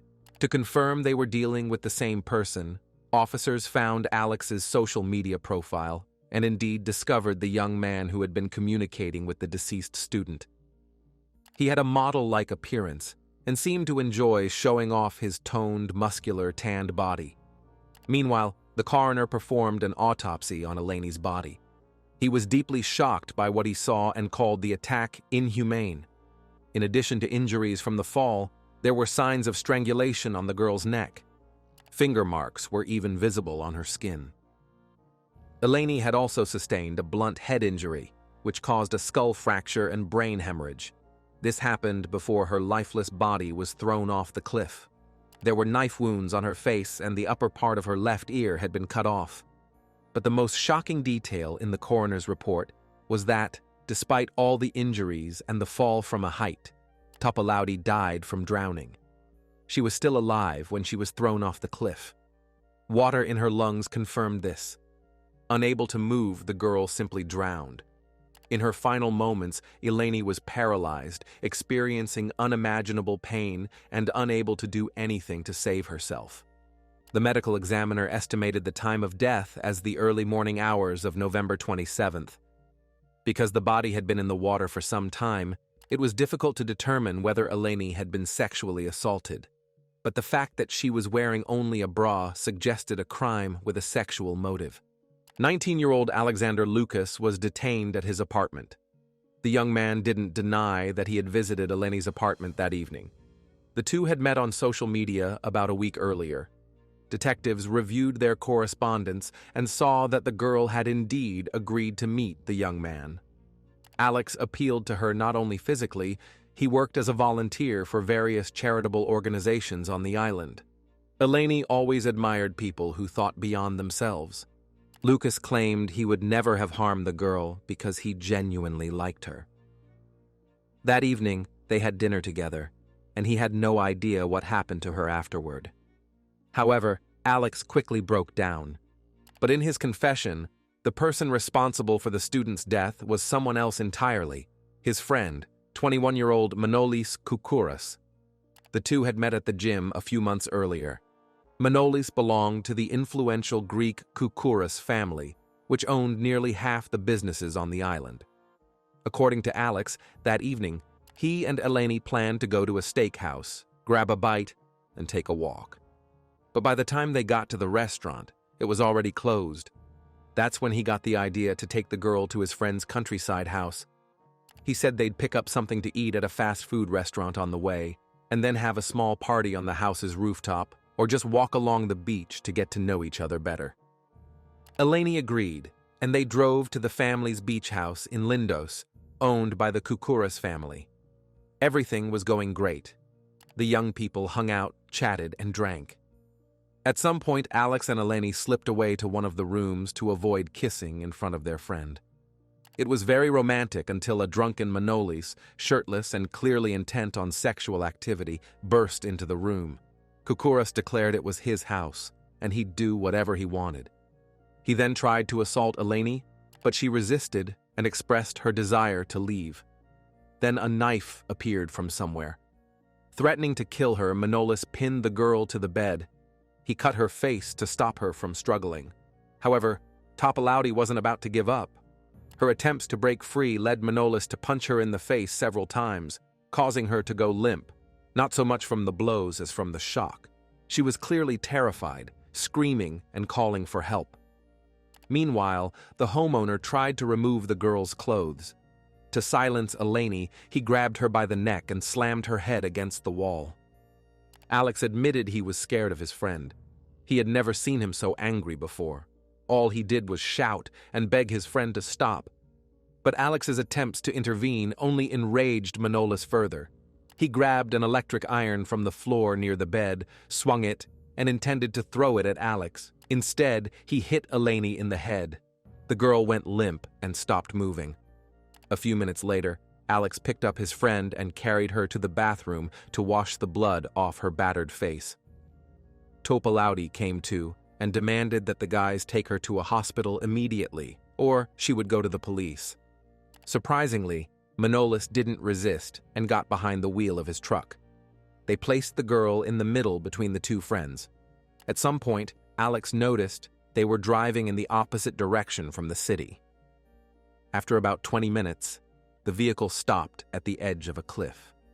Manolis dragged the barely alive girl out of the truck and threw her off the cliff into the abyss. He explained to his friend that Elani would definitely have gone to the police and put them in jail. Then, threatening to harm Alex's family, Koukouras forced him to dispose of the evidence. They returned to the house, cleaned up, and then drove back to the cliff, throwing out everything left of Topolauti. Her bloodied clothes, purse, and shoes, as well as the items stained with Elani's blood, the knife, and the electric iron. Alex explained to the detectives that he was heavily drunk and couldn't recall all the details clearly. Later, Manolis told him that before training that day, he had taken drugs that should never be mixed with alcohol. That was what caused his uncontrollable rage. Investigators obtained footage from a surveillance camera near the beach, which recorded the white pickup's movements. At 2:26 a.m., the vehicle drove toward the cliff. At 2:42 a.m., it returned to the countryside house. It took the young men just 16 minutes to dispose of the girl. Alex was asked to show the exact spot where they had thrown the evidence. Although the guys planned for the items to fall into the water and be carried away by the current in the dark and their drunken state, they didn't account for the ledges on the cliff. That's why some of the physical evidence got stuck on the cliff's surface. They found Elani's black purse, a torn cardigan, women's underwear ripped on one side, a white shirt with bloodstains, a broken electric iron, as well as an ID and Topolauti's name, men's underwear, a pair of athletic shoes, and a kitchen knife. Alex seemed fully cooperative, so now it was time to talk to Manolis and search the beach house where the assault took place. Although Lucas claimed they had cleaned up after the crime, the house was actually in disarray.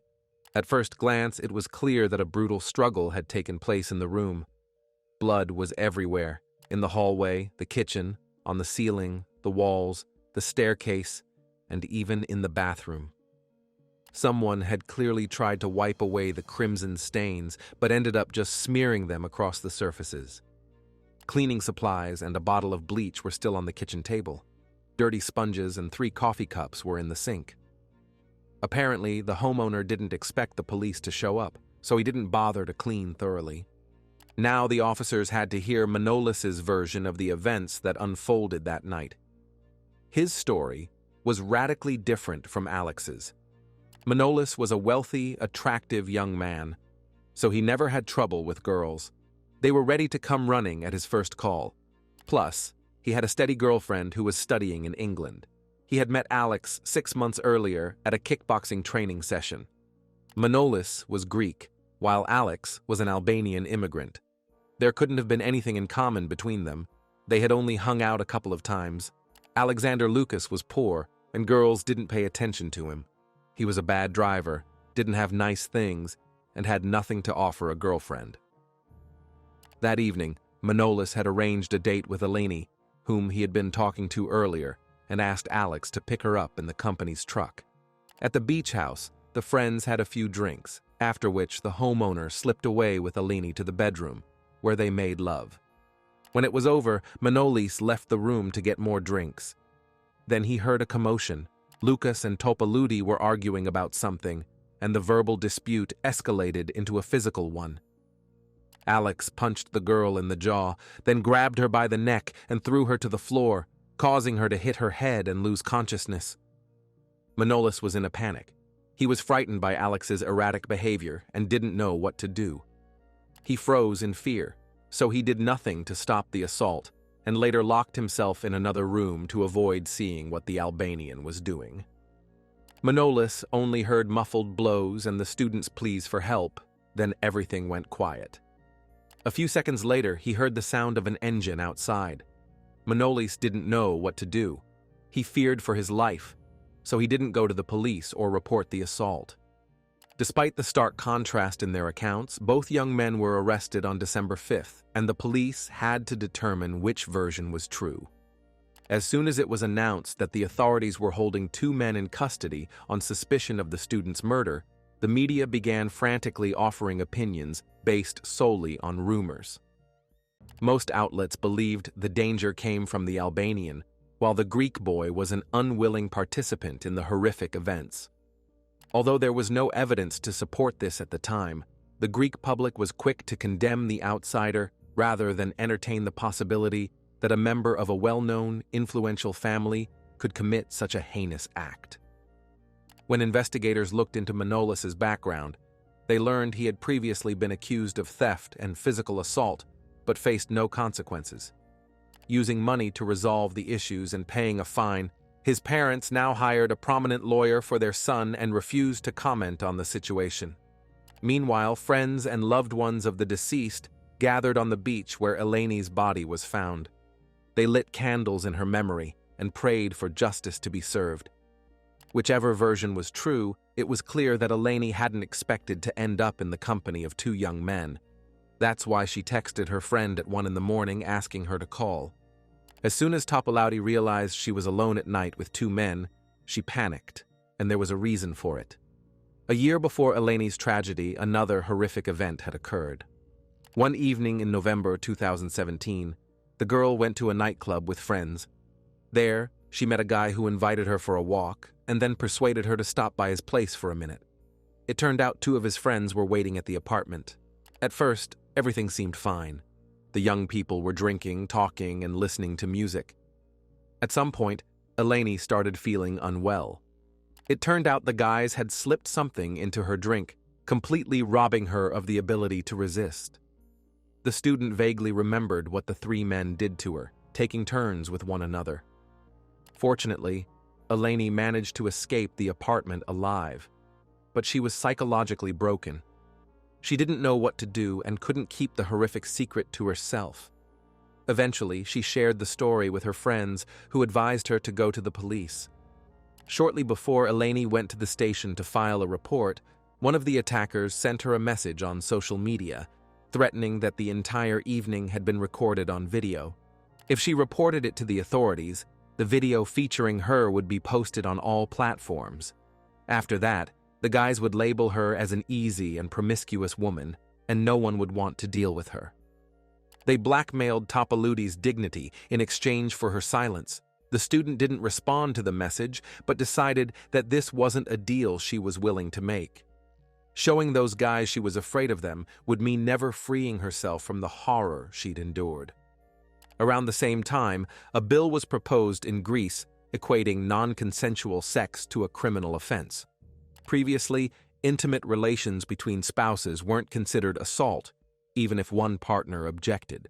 Worse, if an unmarried perpetrator agreed to marry his victim, the charges were automatically dropped. Now, the absence of objections from the victim was no longer an excuse if explicit consent for sex wasn't given. That's what happened to Topalauti. She couldn't say no due to her clouded state of mind. So, Elani believed the law and authorities would help her, and boldly went to the police to protect herself and other women. However, instead of support, she was told to forget about it because more than a week had passed since the assault, and it would be hard to prove anything now. When she tried to stand her ground, she was bluntly told that by going to a stranger's place, she had implicitly consented to what followed. The authorities dismissed Topalauti's report and didn't even log her complaint in the incident register, where every complaint was supposed to be recorded, regardless of whether it led to an investigation. The student was told that what happened to her didn't matter because her pain and trauma were insignificant. Greece remains a deeply patriarchal society where men hold more power than women. This is deeply ingrained in the Greek mindset, and changing it is very difficult. The things Elani faced didn't break her spirit. She knew she'd have to cope with her trauma on her own, but it was incredibly challenging. The student became very withdrawn and quiet. The bright spark she once had was gone forever. Of course, she was afraid to tell her parents what had happened. She knew her mom and dad would worry and insist she drop out of school and return home. She had to suffer in silence, grappling with a mix of resentment, shame, and guilt over what had happened to her. For an entire year, Elani tried to deal with the situation. Her many friends and her studies helped her through it. The girl was determined to regain control of her life, and she succeeded.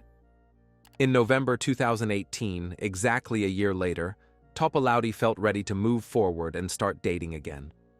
But her very first date turned out to be her last. As the investigation progressed, it became clear that the three guys who assaulted Elani in 2017, subjecting her to rape, were acquainted with Manolis and Alex. Their names were never disclosed in the media, but detectives suspected that the video they had recorded played a role in the tragedy. Perhaps Lucas and Koukouras decided to repeat what their friends had gotten away with, and Elani was chosen as a victim for a reason. The case of Elani Topalauti gained increasing attention.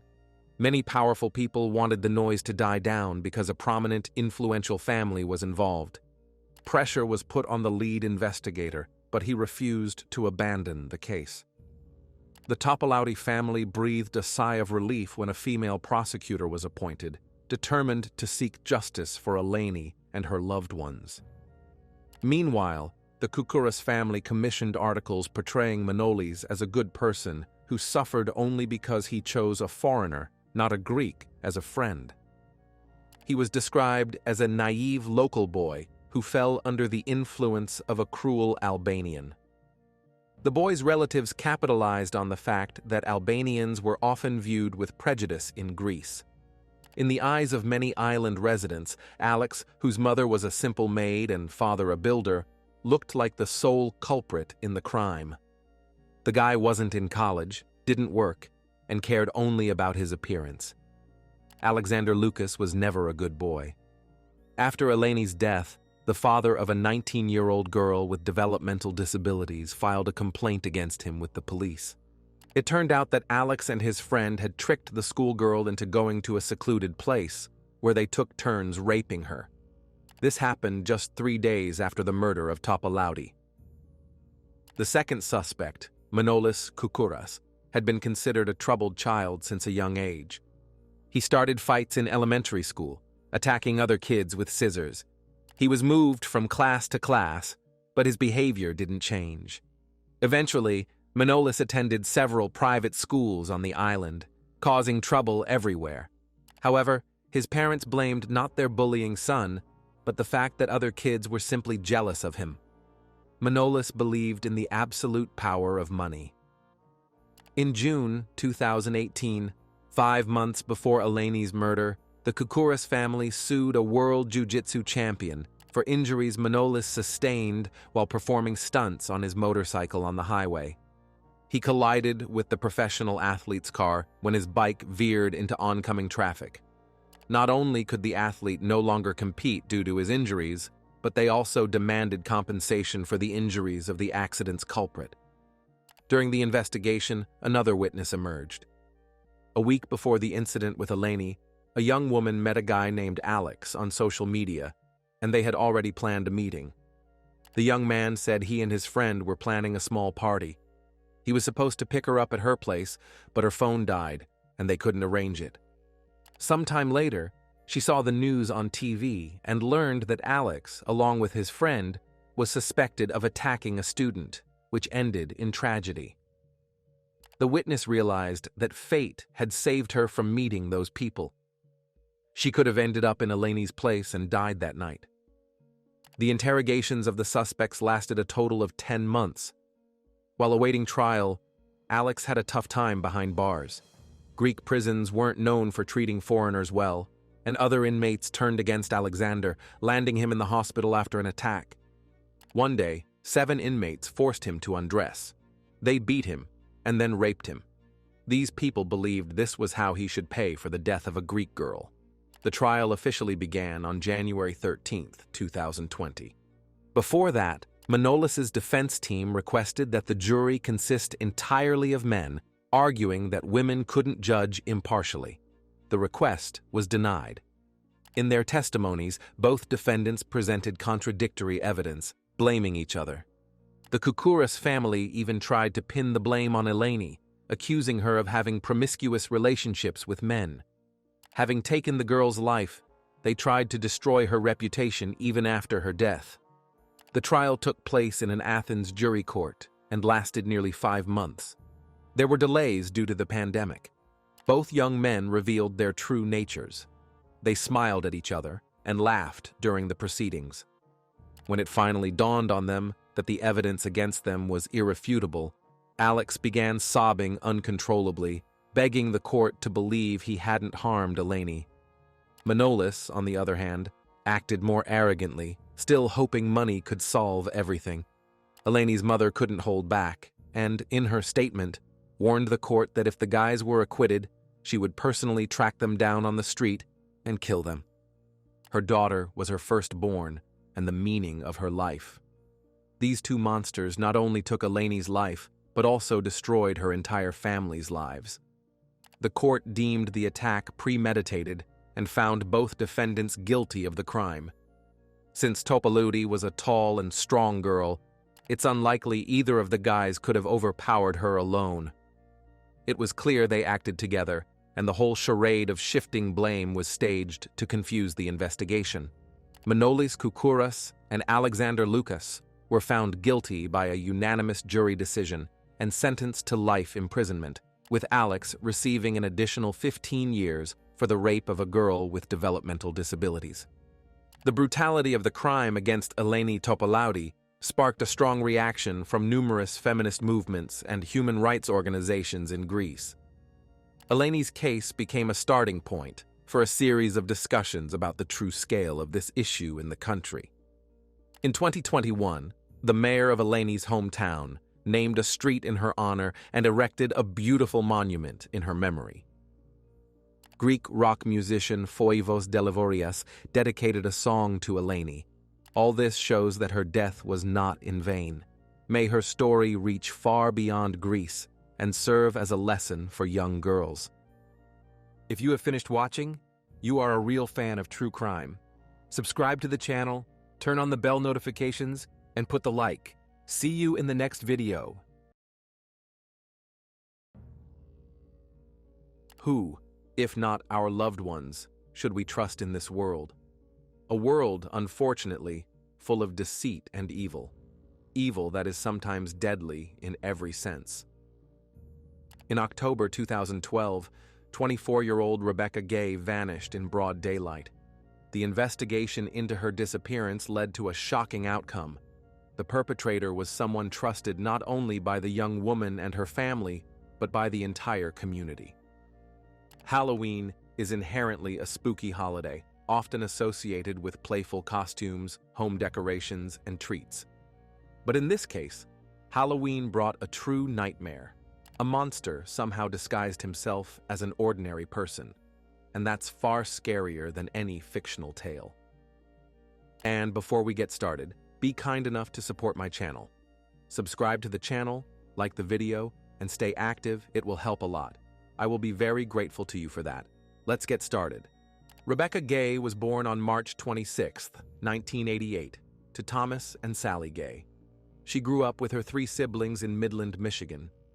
Rebecca's father, Thomas, was highly respected in the community, known for his expertise in horseback riding, horse management, and training. Thomas was one of the founders of a charity horse race aimed at raising funds for a children's hospital. He was deeply compassionate toward both people and animals. Thomas set a strong example for his children, instilling in them values of unity, faith, and hard work.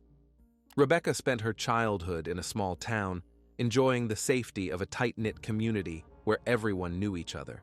She played with her siblings in their yard, attended church with her family, and went to school. The girl stood out for her gentle nature and compassionate spirit, traits she inherited from her parents. When Rebecca's father fell ill with a terminal disease, the family made the heartbreaking decision to place him in hospice care where he could receive the round-the-clock support he needed for comfort. His wife and children visited as often as they could, doing their best to brighten his final days. Rebecca was in high school in Midland at the time and was a member of the equestrian team. She also volunteered at school archery competitions, helping raise money for families in need. In essence, she followed in her father's footsteps. After graduating high school in 2007, Rebecca decided to pursue a career in the beauty industry and enrolled in cosmetology school. During this time, she was in a serious relationship with a young man named Chad Sando. She completed her cosmetology program and began working as a stylist at a salon in Mount Pleasant, near where her mother, Sally, lived. After Thomas was placed in hospice and later passed away from his illness, Sally felt profoundly lonely. Her children had grown up and were living their own lives, leaving her to contemplate her future alone. Sally, who had been married to Thomas for years, struggled to cope with life's challenges on her own.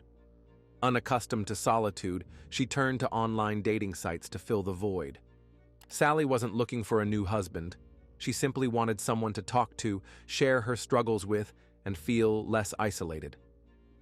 She moved into a mobile home in a trailer park in Broomfield Valley. Eventually, she met a man and began corresponding with him. His name was John Douglas White, and he lived in Augusta, Michigan, about a 2-hour drive from her. Soon, they moved in together, and John took a job as a pastor at a nearby church where Sally taught Sunday school. They enjoyed each other's company, sharing many common interests, especially their Christian beliefs.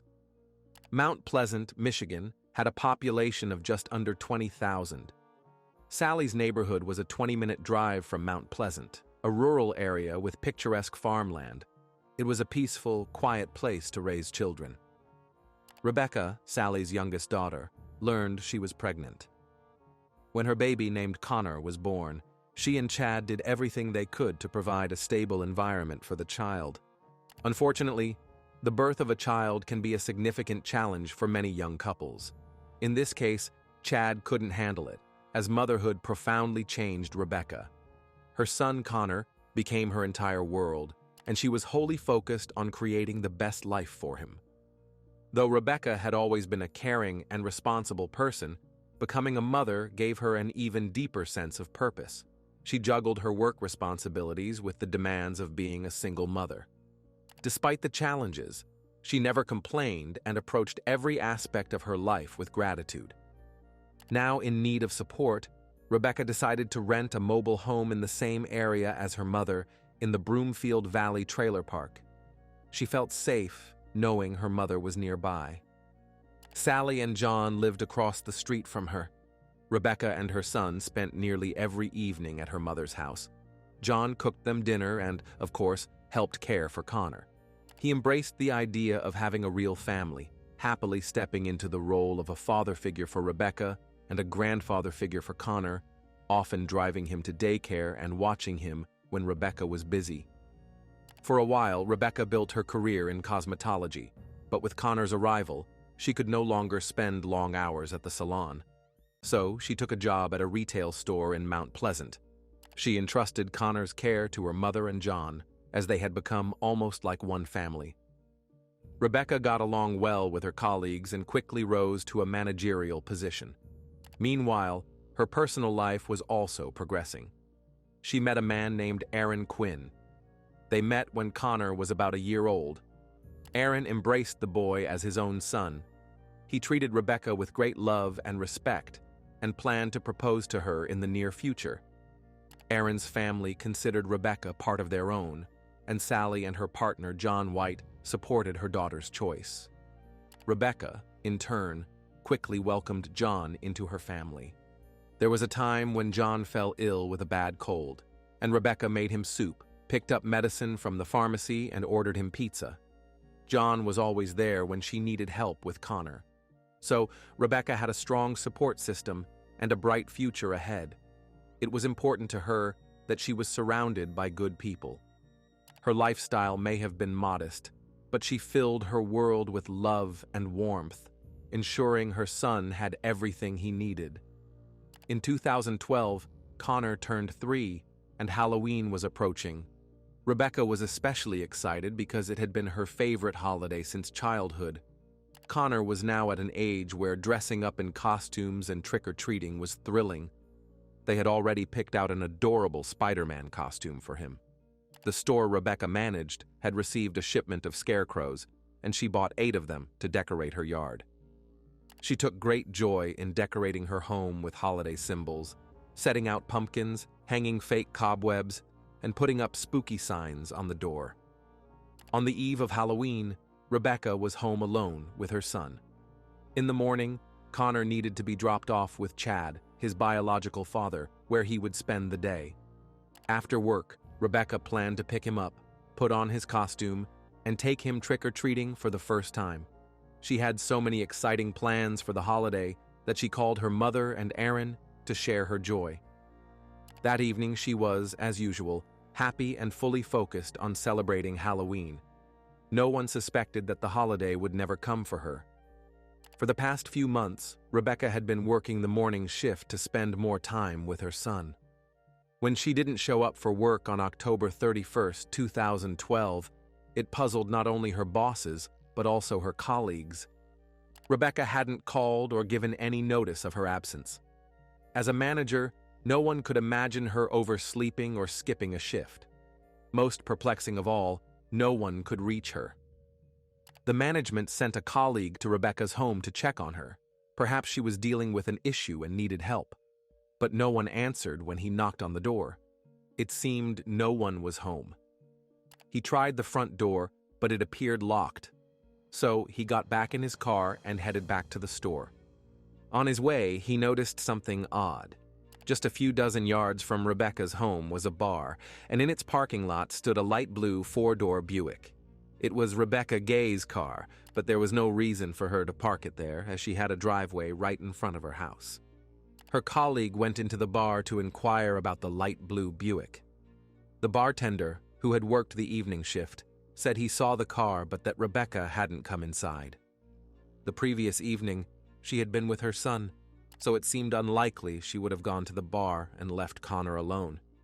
However, The bar staff managed to find the phone number of the trailer park's owner. The owner offered to open Rebecca's door so her colleague could ensure she was okay. Rebecca was 24, young and healthy, but perhaps an emergency had arisen. Maybe she was at home and unable to answer the door. But she wasn't there. Only her favorite purse, which she never parted with, lay open on the table. Aaron had given her that purse. The colleague contacted Sally and John to ask if Rebecca had mentioned any plans for the day. As soon as her mother learned her daughter hadn't shown up for work, she rushed to Rebecca's home with John. Neighbors began gathering around the trailer, speculating about where the young woman could be.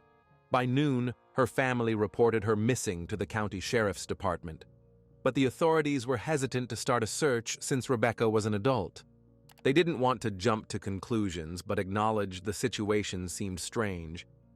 The police decided to wait until 4:30 p.m., when Rebecca was supposed to pick up Connor, to confirm it wasn't a misunderstanding. Missing work was one thing, but not contacting her family or boyfriend was another. If a mother didn't show up to pick up her son, something was clearly wrong. As a result, 4.5 hours of precious time that could have been used to gather information, search for evidence, and clarify the circumstances of her disappearance were wasted. Rebecca's family had no choice but to sit and wait. John White called her friends and acquaintances. As a pastor, he also reached out to his congregation for help in the search. Sally prayed for her daughter's safety, hoping she would return soon with an explanation. Her loved ones tried their best not to panic, but it was difficult. That morning, Connor needed to be dropped off at a grocery store parking lot where Chad would pick him up. Since Rebecca now worked the day shift, she couldn't make the meeting, so John and Sally helped out. That morning, John White arrived at the trailer around 7 a.m. While Rebecca was in the bathroom getting ready for work, he waited for Connor to wake up, changed him from pajamas to regular clothes, and took him to his father. John noticed nothing unusual that morning, and now wondered where Rebecca could have gone in such a short time. Naturally, by 4:30 p.m., Rebecca hadn't appeared. By then, the police had obtained a search warrant for her home and car and immediately began investigating what had happened. They started by examining the house. They noticed the open purse but saw that Rebecca's keys and phone were nowhere to be found. There were no signs of a break-in, meaning either Rebecca took the items herself or someone who abducted her did. The most alarming piece of evidence was a spot on the hallway carpet. It looked fluffier than the rest of the carpet, as if it had been recently cleaned. Upon closer inspection, detectives noticed dark streaks. It could have been blood, or perhaps Connor had spilled something, and his mother tried to clean it up. Then, on one of the walls, officers found tiny droplets of blood. There were also splatters on some kitchen cabinets and a door handle. These were alarming signs, so the police taped off the house with yellow crime scene tape, adding a grim touch to the Halloween decorations. Investigators moved to Rebecca's car and immediately noticed something off. Rebecca, being petite, typically had her car seat positioned close to the steering wheel, but now someone had moved it far back. From that position, Rebecca couldn't have reached the pedals. Additionally, the car's location and the way it was parked, seemingly hidden among trees, raised questions. The police were now certain a crime had occurred. They interviewed relatives, friends, and colleagues to determine who might have wanted to harm Rebecca Gay. No one could understand who would have a grudge against her. She was kind, kept to herself, and caused no trouble. She wasn't involved in any risky activities and had no enemies. While neighborhood kids celebrated Halloween, happily trick-or-treating to fill their buckets with candy, Rebecca's family was filled with dread. Connor's first spooky holiday would forever be tainted by the oppressive atmosphere of his mother's disappearance. That day, the boy never got to wear his Spider-Man costume or experience holiday traditions. John asked a church elder to pray for Rebecca's swift return. It's impossible to imagine how her family felt as people walked the streets in terrifying costumes covered in fake blood, while real blood splatters were found in their loved one's home. Halloween night took on an entirely new meaning for Rebecca's family. Costumes no longer seemed fun because a real criminal could be hiding behind any mask. The first two suspects were Chad Sando, Connor's father, and Rebecca's ex-boyfriend, and her current boyfriend, Aaron Quinn. When something happens to a woman, her partners are typically the first to be suspected. Both men were brought to the police station for questioning. Aaron cooperated willingly and seemed deeply upset by Rebecca's disappearance. He knew how important this day was to her. He said he last spoke with Rebecca the previous evening. At 10:43 p.m., he sent her a good-night text, but she didn't reply. Aaron assumed she was already asleep. He was more surprised when she ignored his usual good morning text the next day. Moreover, the message wasn't even delivered, meaning Rebecca's phone was either turned off or out of service.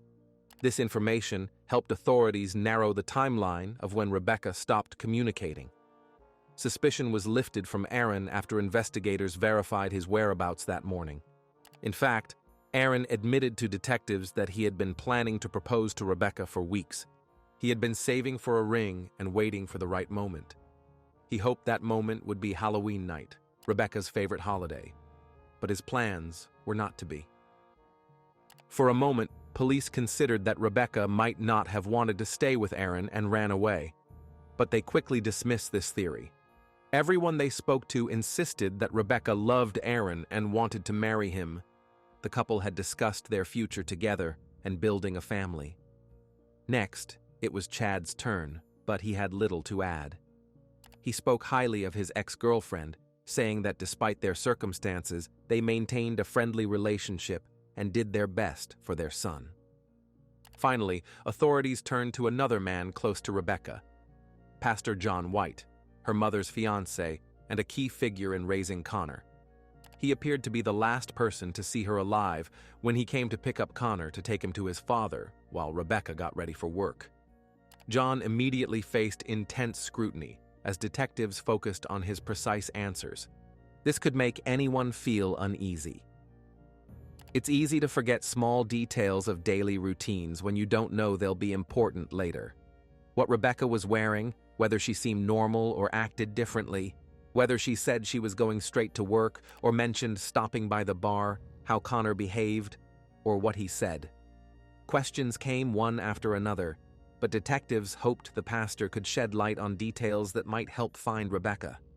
John tried hard to cooperate with authorities and recounted the morning's details. At 55, getting up early to help Rebecca was no trouble. When he arrived at the trailer, the porch light was on, and the front door was unlocked, so he assumed Rebecca was awake and getting ready for work. When he entered, he heard water running in the bathroom, so he didn't see Rebecca, only heard her. She shouted that Connor was still asleep and suggested John lie down, asking him to turn off the heat when they left. John rested on the couch and dozed off. Then Connor woke him around 8 a.m. By then, Rebecca had gone to work, so he changed the boy and took him to meet his father. At first glance, the story seemed plausible, with nothing unusual. But investigators noticed something odd that caught their attention. John had fresh cuts on his nose and hands, resembling defensive wounds. When asked about them, he had a reasonable explanation. He said he had been doing repair work in his trailer that day, and a shelf fell, injuring his nose. He even offered to walk to his home to show how it happened. Detectives took his word and let him go, continuing their investigation. They spoke with neighbors, friends, family, and anyone connected to Rebecca to learn about her relationship with John White, her mother's fiancé. Piecing together information, police identified moments that made them reconsider the bigger picture. They decided to focus on John until other suspects emerged. They interviewed the congregation, about 24 people. Everyone adored Pastor White. Sally Gay was also a member and taught Sunday school. She once saw a posting for a pastor position and told John, who had earned a minister's license years earlier. He agreed to come and try the role. The elder who hired him assured detectives that Pastor John White was a man of God with no connection to Rebecca's disappearance. He was gentle and pleasant to talk to. He was respected for helping not just Rebecca. John personally cleaned her home's gutters when needed. He helped a family with 6 children build a deck in their backyard and often watched their kids. John had been in Rebecca and Sally's lives for over 6 years, earning their full trust. Investigators explained they had to rule out everyone in Rebecca's life, a standard procedure. As they spoke with community members, rumors spread that police suspected Pastor John White, and opinions about him began to shift. For instance, staff at the local bar shared their perspective. Apparently, Pastor White enjoyed strong drinks, which wasn't condoned in the Christian faith. That morning on Halloween, he stopped by the bar asking about Rebecca. Some of Rebecca's colleagues said she mentioned multiple times that John made her deeply uncomfortable. She even considered moving. They weren't the only ones who noticed oddities in John White and Rebecca's relationship. Aaron also felt something was off. Rebecca's boyfriend described John as obsessive, noting that after Rebecca got a permanent hairstyle, White started visiting daily to compliment her. He showed up at her home and workplace unannounced, which seemed inappropriate. John didn't treat Rebecca like a daughter. He saw her as an attractive young woman. John White's younger sister told police he often called, excited about having a real family with Sally, Rebecca, and little Connor. But when Rebecca started dating Aaron and stopped spending time with her mother and John, he began complaining. He said after all he did for her, Rebecca abandoned him.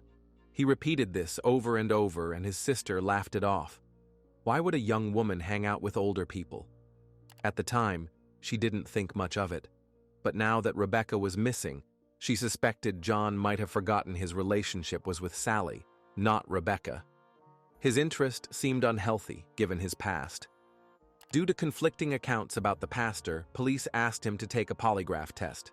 It was the quickest way to clear doubts or detect deception. Knowing polygraph results aren't always accurate and depend on emotional state.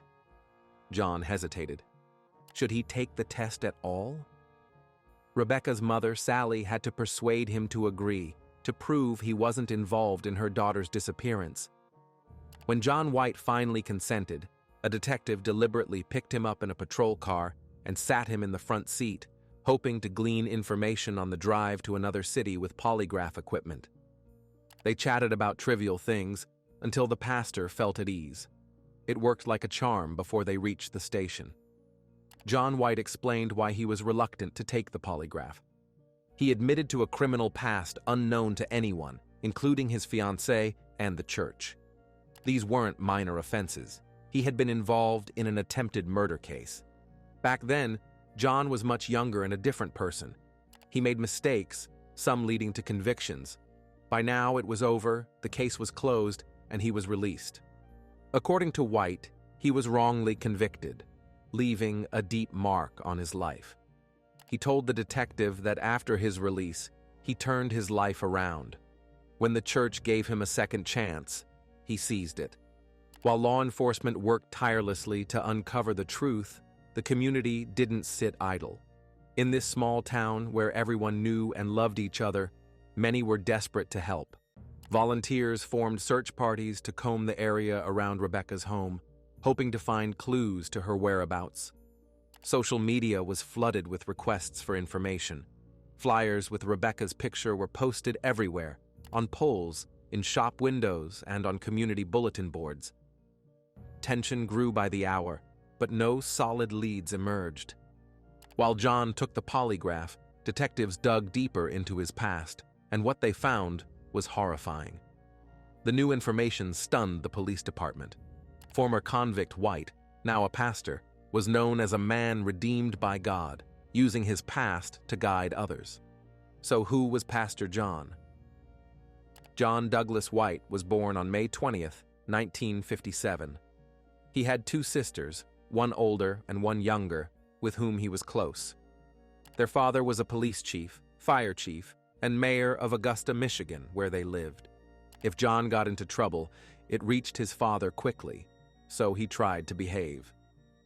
John had a normal, healthy childhood, spending much time with his family. After high school, White joined the Navy, later discharged and married. At his new home, he befriended a 17-year-old neighbor, Teresa Etherton. One day, he invited her to his basement. promising to show a cool model car racing track he claimed to have built. Teresa trusted her neighbor and saw no reason to refuse, so she followed him to the basement. Once behind her, John suddenly stabbed her under her right shoulder blade. Stunned, Teresa turned to see what was happening and saw John White clutching a knife with a pained expression. Seconds later, the attack continued. He stabbed Teresa 15 times and then tried to strangle her. Miraculously, she survived and escaped the basement. After receiving medical care, she named her attacker to authorities. Teresa said White told her it wasn't his first time attacking women. He clearly had serious issues. John was arrested, charged, and convicted of attempted murder. He told his wife he and Teresa were in the basement smoking weed when she attacked him with a knife, wanting his stash. His hands were covered in cuts.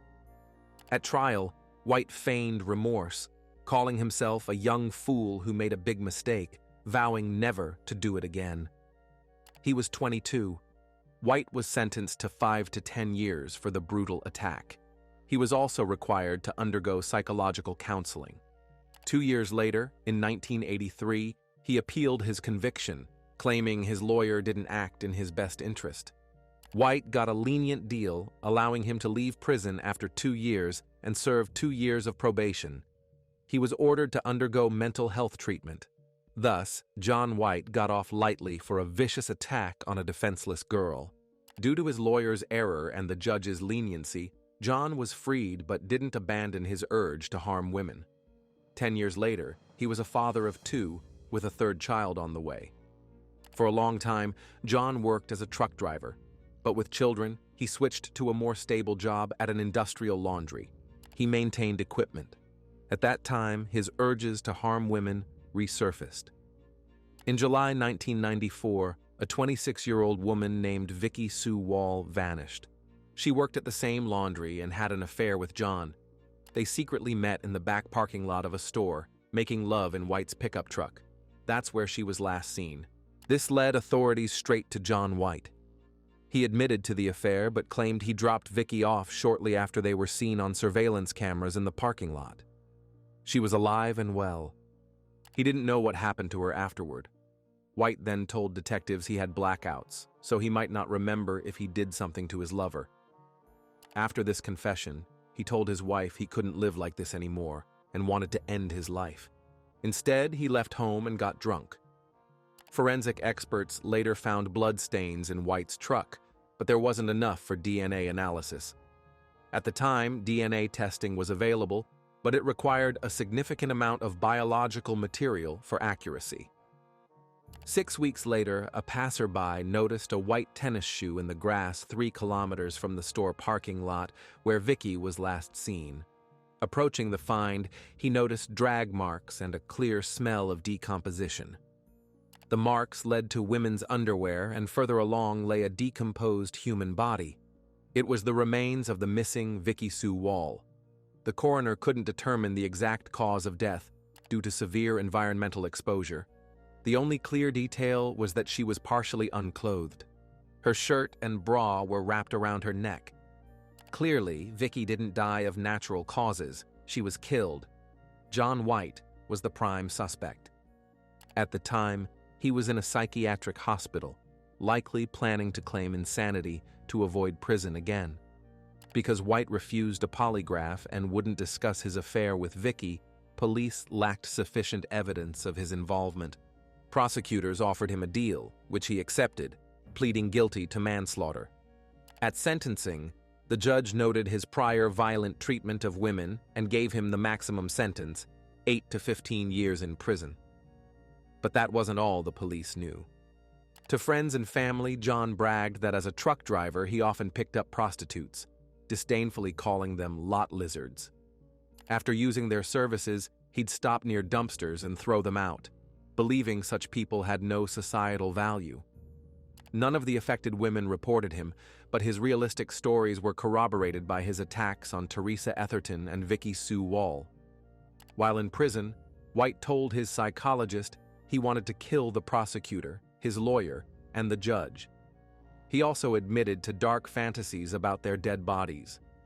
During his imprisonment, His wife filed for divorce, and his parents passed away. White began studying the Bible, repented, and dedicated his life to God while behind bars. He attended group therapy and met frequently with mental health professionals. He earned a minister's license and, as a model prisoner, spent much of his time in the chapel. Despite numerous red flags in his behavior and mindset, authorities initially considered his transformation and released him in 2007 to rejoin society. No probation or monitoring was assigned. After prison, White moved north to start anew. He met Sally, Rebecca Gay's mother, through online correspondence.